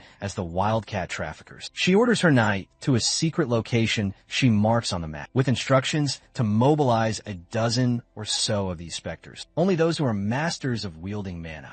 The strategic choice for their ambush point clicks instantly for Bernaf. You see, the chosen ravine is the sole choke point on the road from Rayford territory to Perdia. It's the perfect killing ground to handle matters quietly. The region is desolate and the landscape unforgivingly tight. With his orders clear, Bernaf moves to set the deadly plan in motion. This time, Amelia's resolve is absolute. She will make our hero pay dearly for the humiliation he inflicted upon her. Meanwhile, Ghislaine has already departed from Amelia's treacherous palace. Within his carriage, he diligently wraps his wounded body in fresh bandages. We see that the elder Fergus and the loyal Belinda are with him. They inquire anxiously about his condition, and he coolly assures them it is nothing to be concerned about. The wounds he sustained are merely superficial. It's a small price to pay considering he pushes limits to the absolute edge. Ghislaine is simply gratified that the 20,000 gold he extorted from Amelia is more than enough to establish the funds to resurrect his territory. That colossal sum is equivalent to several years of grueling labor. Naturally, it would have been ideal if he could have eliminated Amelia as well, but such an act would have plunged them into an inescapable war. He cannot afford to jeopardize the security of his people over a fleeting emotional impulse.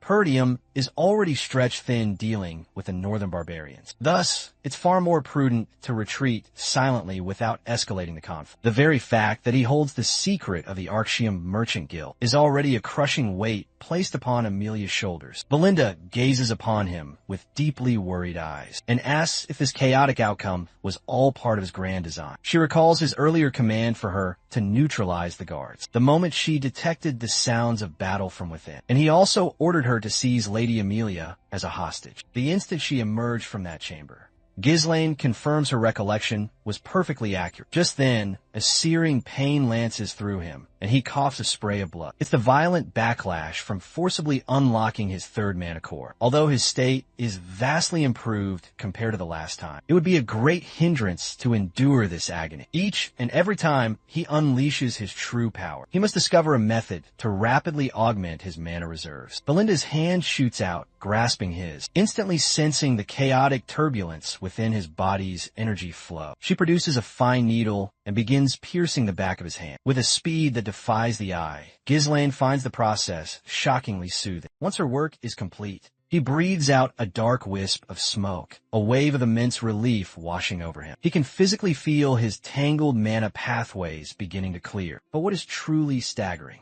is the technique she just performed on him. It's a feat impossible without a profound mastery of mana manipulation. It makes a certain kind of sense that Belinda possesses such skills, given it was his own mother who brought her to the palace years ago. Yet the profound question still hangs in the air. Who in the world is she? Ghislaine has absolutely no idea. Why would such a masterful individual be content serving as a head made in this backwater fiefdom? Regardless, having as many powerful allies as possible on his side is a blessing. After all, the foes he has faced thus far are merely a prelude to the coming storm. It is then that Belinda finally speaks, swearing that she will assist him in any endeavor, because her faith in him is absolute and unconditional. However, she demands to know why he extorted such a staggering sum of money from Lady Amelia. Ghislaine states simply that he required the funds, and since Amelia was the wealthiest target he could think of, he chose to relieve her of her excess coin. Both of his retainers are completely flabbergasted by this answer. They find it truly bizarre that he shattered his engagement just for a sack of gold. Because of this reckless act, he now faces certain doom. Once Count Rayfeld learns of the news, this assessment brings a smirk to Ghislaine's face. He turns to her and asks rhetorically if she truly places her trust in him. Belinda barely suppresses her irritation at him, repeating the question, when she had just affirmed her unwavering loyalty. Since her faith is absolute, she is certain he will at least divulge his intentions for the money. Ghislaine's answer is a mere 3 words: the forest of beasts. That single, cryptic phrase renders her utterly silent and stunned. Our boy, on the other hand, continues, revealing his grand scheme to use the funds to pioneer the untamed forest of beasts. The old man, Fergus, nearly leaps from his own skin at the declaration. He hastily reminds Ghislaine that development of that cursed forest has been attempted since his great-grandfather's era, but every single attempt has ended in failure. Ghislaine calmly reminds the old man of a certain request he made. The steward's eyes widen as he understands precisely what Ghislaine implies, but he still hesitates, a flicker of doubt in his eyes. Finally, he concedes that the individual Ghislaine tasked him to find is, in fact, at the specified location. However, the old man questions the wisdom of even approaching such a person. But Ghislaine's mind is a fortress of resolve. He will meet this man at any cost. Belinda, however, vehemently objects, insisting they must return home immediately. She argues that in his current weakened state, Ghislaine has no business wandering these dangerous lands. Despite her fervent protests, Ghislaine lays out the grim reality of their situation. He asks if she truly believes Amelia would let them depart in peace. After the monumental humiliation they just inflicted upon her, knowing her venomous personality, he is absolutely certain she will send assassins to silence him for good, to guarantee her treacherous secret alliance with Duke Delphine remains forever buried. Belinda tries to flex her own power, confidently promising her young master that she can effortlessly dispatch any foe who dares cross their path. Besides, they also have the stalwart old man Fergus, their loyal knight, by their side. Though Ghislaine has no doubt Belinda is a formidable force, he knows that is not the role she is meant to play. What he requires now is a vanguard, a living shield, and their quest to recruit this legend was already underway. Their journey culminates at a lonely shack, isolated from the world. The carriage driver raps his knuckles against the wooden door, but only silence answers. The house feels utterly desolate and abandoned, but Fergus confirms this is, without a doubt, the address they see. At long last, a presence stirs from within the shack. A hulking figure emerges, his face a wild forest of hair. He immediately growls, demanding the identity of his unwelcome visitors, while the others are visibly unnerved by this beast of a man. My guy's expression remains an unreadable mask of calm. Belinda even whispers to him, doubting if this disheveled man is truly the one they've sought. She cannot imagine this recluse possessing any real combat prowess, let alone being able to survive the storm that is about to break. But Ghislaine confirms with unwavering certainty that this is precisely the man they have come to find. The giant of a man glares at the young noble and bluntly tells him to cease wasting his breath and depart. That is when my guy addresses him directly by his true, legendary title, the former captain of the Ratatosk mercenaries, Jillian. The old man's entire demeanor shifts at the mention of his past glory. As he turns back to face them, Ghislain extends a hand in a gesture of profound respect, formally inviting him to join their cause. Both the old steward and the carriage driver are absolutely stunned to hear the name Ratatosk mercenaries spoken aloud. You see, the Ratatosk were not just mercenaries. They were a force of nature, a legend. A company comprised solely of master warriors, each one skilled with a multitude of deadly weapons. Though their company is now a thing of the past, their fearsome reputation endures. A name whispered in awe by knights in the most distant kingdoms. And the captain who led that legendary band of killers was none other than Gillian. That is the man Ghislain has traveled all this way to recruit. In response, the old man hurls his axe with deadly intent. But my guy merely tilts his head and the lethal weapon whistles past his ear. Instantly, his entire retinue explodes into a defensive formation. They swiftly form a protective circle around their young master, weapons drawn, braced for the battle that seems imminent. But Gillian's demeanor remains all business. He has no desire to engage in pointless theatrics. He bluntly demands to know the purpose of Ghislain's visit. Belinda moves to shield our guy, convinced that this man is nothing but a raving lunatic. But Ghislain cuts straight to the heart of the matter. He utters only 2 words, the eternal punishment, and then he makes a bold declaration. He knows the cure for the supposedly incurable malady that afflicts the captain's own daughter. Well, that statement is more than enough to capture Gillian's undivided attention. It seems his daughter suffers a condition that brings a raging fever, causes her to violently cough up blood, and makes crimson marks bloom like cursed flowers upon her skin. The sight of her agony, so similar to a prisoner enduring endless torment, is what gave this hopeless disease its terrifying name, the eternal punishment. Finally, our eyes fall upon the girl in question. She unleashes a soul-shattering scream of pure agony, and the mercenary captain bolts back inside to tend to his child, Rachel. Ghislain can see that her fate is not yet sealed. In his past life, our hero had attempted to find and recruit Gillian, but the legendary warrior had already taken his own life, consumed by grief shortly after his daughter succumbed to the illness. Judging by the squalor of this desolate shack, it is painfully obvious that every last coin of Gillian's fortune was exhausted in a desperate attempt to find a cure. Now, all that remains are his legendary weapons. The poor child cries out, desperately pleading with her father, wailing that the pain is unbearable and she cannot endure it any longer. Witnessing her torment, Ghislain knows he must act immediately. He announces to Gillian that he will begin the treatment at once. But Belinda instantly intervenes, attempting to halt him before he can take another step forward. She has no idea what he believes he is about to attempt, but she knows for a fact this isn't a problem raw power can solve. This curse is so potent that even the most powerful priests failed to cure it. They branded it a divine punishment from the gods for a very good reason. She doubts there is anything in this world he can do. But my guy simply brushes her hand from his shoulder and makes it clear he can save her.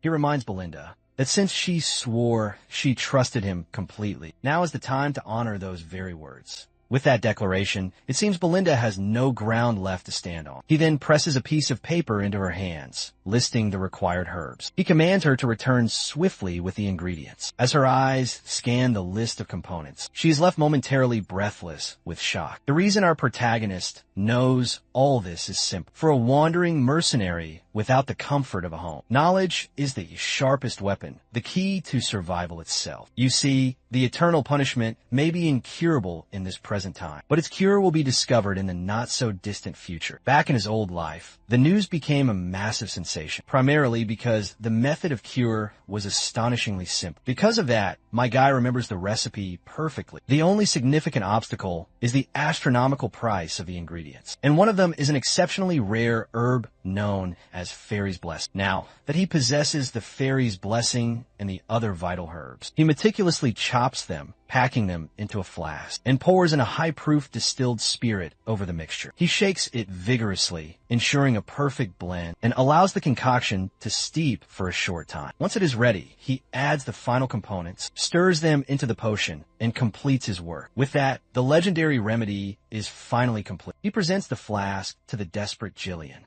and instructs him to have his daughter consume it. since Jillian has absolutely nothing left to lose. He immediately tips the miraculous medicine down his daughter's throat. The instant the liquid touches her stomach, the impossible begins to happen before their very eyes. Her horribly bruised and reddened skin begins to revert to normal, leaving every single person in the room completely speechless. It is simply beyond belief. No one, least of all the despairing Jillian, expected the cure to work. But Ghislaine had been supremely confident in the outcome. Jillian whirls on him, demanding to know how he knew of this cure, when even the divine power of the gods proved useless against it. To this, Ghislaine explains that the divine arts of priests are not truly omnipotent. They merely amplify the body's own life force and supercharge its natural regenerative capabilities, helping the body combat the invading illness. But that is a world away from providing a fundamental cure. The massive man's hands tremble uncontrollably as he reaches for our boy, asking with a broken voice if his daughter will truly be saved. And Ghislaine gives the desperate father the answer he has been praying for. He assures Jillian that while it will take several months, he can guarantee that his daughter will make a full and complete recovery. The warrior's eyes widen with sheer, unadulterated disbelief. As powerful and immense as he is, he collapses to his knees and bows his head to the ground, humbly asking what price our hero could possibly demand in return. Since Ghislaine journeyed all this way, there must be a significant reason for his presence. However, the old warrior tells him frankly that he has nothing left to offer, save for his own worthless, battle-scarred body. If Ghislaine demands that he become his loyal dog, then so be it. He will obey every command and be his willing slave. But Ghislaine makes it perfectly clear he does not need a slave. What he needs is Jillian, the legendary captain of the Ratatosk mercenaries. When the old warrior looks up, he is shocked to see the unmistakable fire of a true leader in those eyes. Without a word, Jillian rises to his feet, grabs his axe, and slices off his long, binding ponytail. Now, he looks like an absolute titan of a man, radiating a palpable aura of raw power and unshakable confidence. He asks if any others have arrived here besides him and his party. Ghislaine confirms that it is only himself and his 3 companions. The man then questions if there is anyone who bears a grudge against, to which Ghislaine coolly replies that indeed there is, and there will undoubtedly be many more in the future. With that settled, the giant warrior grabs his deadly harpoon, and after infusing it with his own potent mana, he hurls it with a speed that defies belief. The harpoon rips straight through the wall of his hut and into the dark forest. Moments later, as he yanks the heavy rope back, the prey impaled on the harpoon is revealed. A man skewered through by its vicious barbs. Jillian grabs the dying intruder with one colossal hand, his grip like a vice of solid steel, and demands to know who sent him. The spy, however, seems far more concerned with how Jillian could possibly have known he was concealed in the woods. Turning to our boy, Jillian asks what he desires done with this pitiful assassin. Ghislaine calmly states that he already knows who dispatched the man, but he would rather not stain his blade on such a momentous day. Still, he admits it appears he may not have a choice in the matter. That is when Jillian halts him from drawing his sword and promises to handle the disposal of this intruder himself. With that declaration, Jillian tightens his monstrous grip, and the final, agonized screams of the spy echo through the silent forest. Once the bloody deed is done, the mercenary bows respectfully to his new master. Meanwhile, Belinda is visibly disturbed by the scene. Witnessing Jillian kill with such cold, effortless efficiency, without a single shred of hesitation, leaves her deeply shaken. She cannot possibly fathom why the young master would recruit such a terrifyingly dangerous man. The giant warrior, on the other hand, falls once more to his knees and swears an unbreakable oath that from this day forward, his life belongs to his savior, Ghislaine. In response, our boy offers a confident, knowing smile, eager to begin their work together. The scene shifts dramatically to a solitary hut in the heart of a fetid swamp. Inside, the wildcat traffickers are in a state of utter disarray. A report has just come in that their reconnaissance unit has been annihilated. It is then that their senior member speaks, his voice a low growl, demanding that everyone calm themselves. This man is Virgo, the fearsome captain of this assassination squad. Virgo declares that according to Bernaf's own intelligence report, Ghislaine should not have even been capable of locating their scout unit, let alone having the power to eliminate them. He wonders aloud if his unit was simply incompetent or if their intel was fatally flawed. It is then the scout reports that the legendary Jillian has joined Gislin's ranks. The captain's face contorts with absolute rage. He lunges, grabbing the scout by the throat and furiously demanding confirmation. The terrified man can barely choke out response, confirming once more that he witnessed it with his own 2 eyes. Virgo is both enraged and intrigued by this development, because he never, in his wildest dreams, imagined that Giant would return to the world of killing. And apparently, it seems that Virgo himself was once a member of the legendary Ratatosk mercenaries. The scene transitions back to our hero's party, where this time, the mighty Jillian is steering the carriage. Inside, Belinda finds herself practically suffocated, buried under the mountain of weaponry loaded into the carriage. She mutters to herself, wondering if Jillian truly needed to bring his entire armory. Couldn't he have been satisfied with just a sword or 2? She wonders if he's not a warrior, but some kind of traveling arms merchant. In the second carriage, Fergus and Ricardo serve as the vigilant rearguard, maintaining a watchful eye on their back trail. Meanwhile, our boy tries to placate the exasperated Belinda, assuring her that Jillian will undoubtedly put every last one of these weapons to good use, so she will simply have to tolerate it for the time being. Their highest priority is escaping this treacherous choke point alive. The lady then brings up the assassin they captured earlier, stating her certainty that he must have been sent by the vengeful Amelia. She finds this deeply disturbing because the mask the spy wore was the unmistakable symbol of the notorious wildcat traffickers, a powerful and ruthless guild operating within Rayford. Their primary trades consist of smuggling, assassination, narcotics, and even human trafficking. Among their other ventures, they're vile scum who handle all manner of disgusting work. Their ranks are filled with many highly skilled former mercenaries, making them a shadowy organization with truly formidable combat strength. Gislin is quite taken aback that Belinda possesses such deep knowledge, especially considering she rarely ever leaves the confines of the castle. In response, she cryptically states that she heard a great deal about them long before she began her service here, so he must remain on high alert. Gislin is warmed by her genuine concern, noting just how deeply she cares for his well-being. He confidently reassures her that he will be perfectly fine, because now they have the mighty Jillian on their side. Suddenly, the very earth beneath them begins to roil and shift. 2 deadly assassins burst forth and begin shadowing their carriage from both sides of the ravine. In the next instant, they erupt from the sand, aiming to strike down Jillian. But this jigachad of a man grabs a heavy sword in one hand and a brutal axe in the other, effortlessly parrying both of the assassins' strikes in the same moment. Not only does he block their attacks, but he twists his weapons with such blinding speed that the assassins' arms are brutally torn from their sockets. And with his very next motion, Jillian cleaves through both of them as if they were made of paper. More of these masked figures emerge, quickly triggering the traps they had laid. Massive, sharpened logs begin to rain down upon them, but before they can be crushed into oblivion, Jillian expertly seizes control of the reins. He yanks hard on the bridle, and the powerful horses screech to a halt. In a matter of mere seconds, the entire area is swarming with these grotesque assassins, all of them wielding blades that are fused directly into their hands. It is then that Virgo calls out to Jillian, addressing him as the disgraced former captain of the Ratatosk mercenaries. He spits the word coward for disbanding their entire legendary group, all for the sake of his dying daughter. Jillian does not seem to appreciate the accusations. This unknown Cretan is hurling in his direction. Virgo continues his tirade, screaming that after the company was dissolved, he was forced to live a pathetic existence he never desired. He snarls at Jillian not to feign ignorance, as if he couldn't possibly recall one of his own former comrades. It seems that Jillian genuinely does not,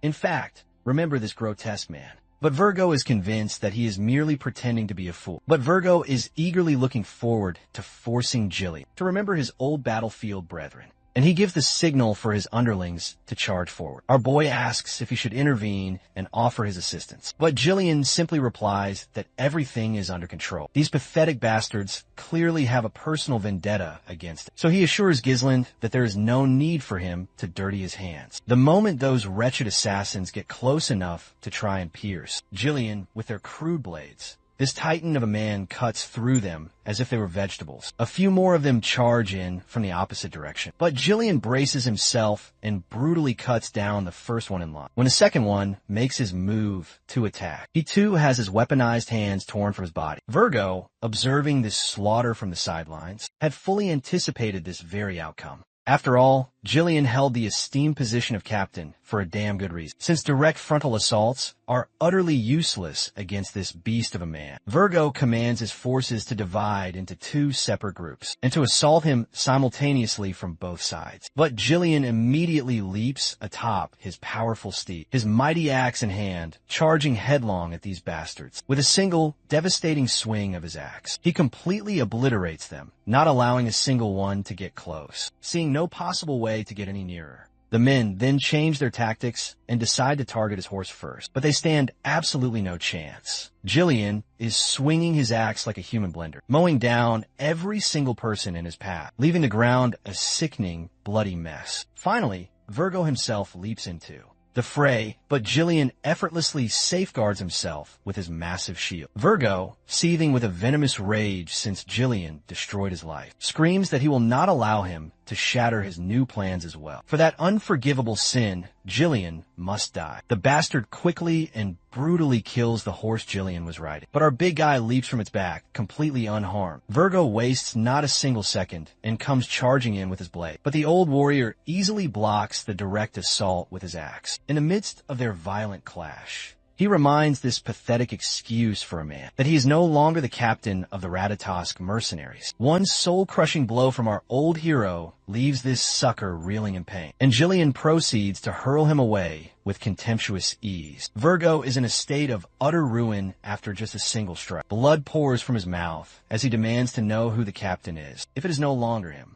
In response, Jillian begins to channel his immense mana, calmly declaring that he has cast aside his past self. He is now nothing more than the young Lord Gislin's loyal subordinate. This revelation leaves Virgo completely and utterly bamboozled. He furiously charges forward like a man possessed, realizing that this bastard is acting so incredibly nonchalant after having single-handedly destroyed his life. The furious exchange of blows resumes once more, both warriors pushing themselves to their absolute limits to overpower the other. But it is painfully clear that the one who is truly struggling is Virgo, who is fighting only on the fuel of his sheer frustration. He reminds Jillian again that their mercenary company was completely disbanded after he abandoned them, and thanks to Jillian's selfish decision, Virgo lost all of his power and was forced to live a disgraceful life merely to survive. The old warrior offers no response to Virgo's bitter words. Instead, he continues to deliver strike after devastating strike, relentlessly hammering away at Virgo's defenses. But at last, Virgo manages to render the old man's shield useless. With a single powerful kick,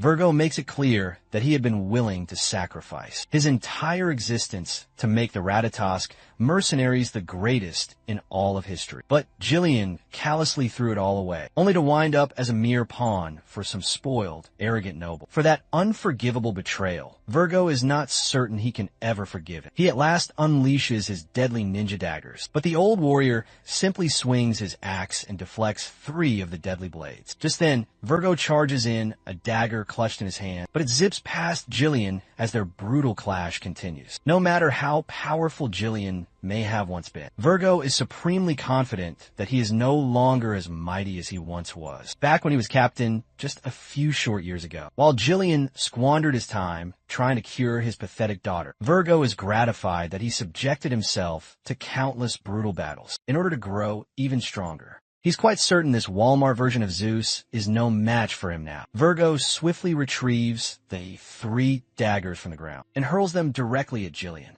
But the GigaChat, Jillian, catches them with his bare hand as if they were nothing more than toys. When Virgo charges in again, Jillian swings his axe once more. Virgo dodges the blow, coming mere inches from the old man's skull. Jillian swiftly imbues his hand with mana and stops the dagger cold in midair. He then speaks to the astonished Virgo, asking if this was truly the only reason he had for seeking his vengeance. Virgo is completely caught off guard, after witnessing Jillian channel his mana just to intercept the dagger. It does not take him long to realize that Jillian had not been displaying his true, terrifying strength up until this very moment. Before Virgo could even react, Jillian's axe smashes brutally into his face, sending him hurtling into a nearby tree with tremendous force. The old man approaches, his voice calm yet unyielding, as he questions why Virgo had not sought him out sooner, if all he truly desired was his revenge. Virgo sneers and confesses that he had, in fact, visited Jillian's old home. But there was no sign of the legendary Ratatosk, Mercenary's captain. All that remained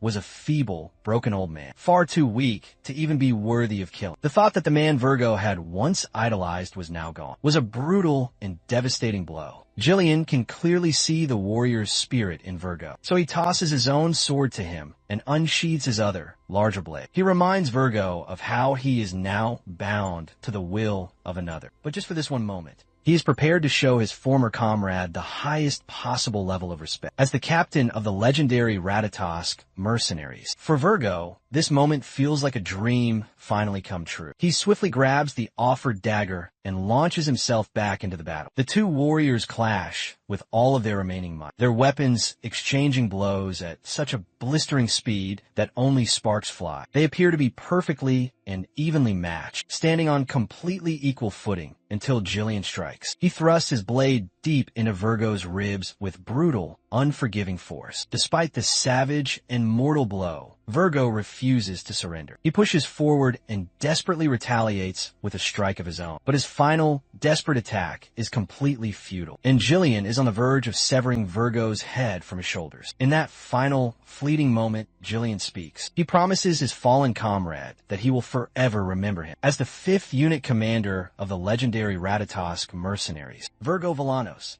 For Virgo, it is a profoundly heartwarming moment. To be recognized at last by the captain of the Ratatosk mercenaries fills his dying heart with immense pride. He smiles one final time before Jillian's sword ends the life of this proud and tragic warrior. Once the bloody battle is officially concluded, Jillian stoops and retrieves the dagger his fallen comrade was wielding. Ghislain also emerges from the safety of the carriage with Belinda, and the first thing they are greeted by is the absolute carnage of limbs and dead bodies strewn about. Belinda remarks how they could easily acquire a significant amount of money by methodically looting all of these dead bodies. Jillian bows his head deeply in apology for the unnecessary and bloody delays. But our boy assures him that there is absolutely no need to worry about it. He then cannot help but acknowledge just how truly exceptional Jillian is. Far more powerful than he had ever originally imagined. You see, back in Ghislain's previous life, when he first abandoned his home to begin his life as a mercenary, the legendary tales of Jillian were a major and significant influence in laying the very foundation for him to ultimately ascend to the rank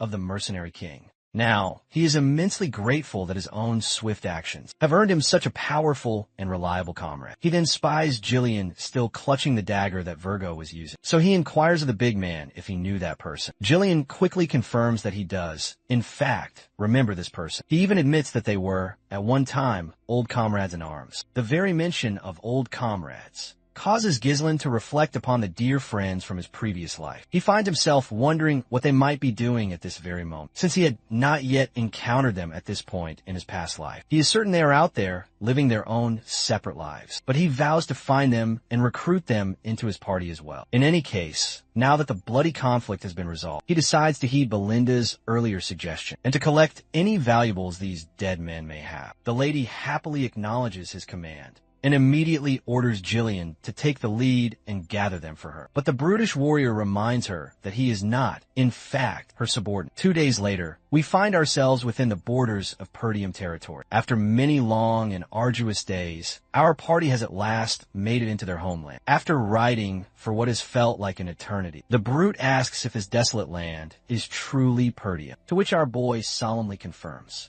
As Ghislain peers out at his territory from the carriage window, he feels a profound sense of relief to have a home to return to. When he first fled from his home all those years ago, he foolishly believed he would be able to return at any time. But he was so terribly, horribly wrong. He then turns to Jillian and asks for his honest opinion about this place. The brute is momentarily taken aback by this question and is clearly unsure of how he should respond. So he simply mutters that it's great. But our boy knows that this place is nothing short of awful, and as much as Jillian hates to admit it, it is, in fact, in a truly deplorable state. All of the houses are ancient and dilapidated. Any hope of renovations is out of the question. And the once fertile fields are completely uncultivated. All of the farmers have been forcibly conscripted into the military, leaving the precious land to lie fallow and barren. Jillian then reveals the rumors he has heard. That Perdium is perpetually at war due to the northern barbarians. But after witnessing it with his own eyes, the grim reality is far worse than Jillian could have ever expected, to which my guy declares that this is but one of the many grave problems he intends to resolve. And this is precisely why he requires the fearsome strength of the Ratatosh. Mercenary's captain. He knows that it will be a long and brutal battle, a war to completely eradicate everything connected to Duke Delphine, and to protect what was once taken for granted. Our boy will resurrect this fallen land no matter what it takes. As they finally make their way along the pavement leading to the castle, Belinda is completely shocked when she notices an unexpected figure in their path. The man standing before them is, in fact, our boy's own father.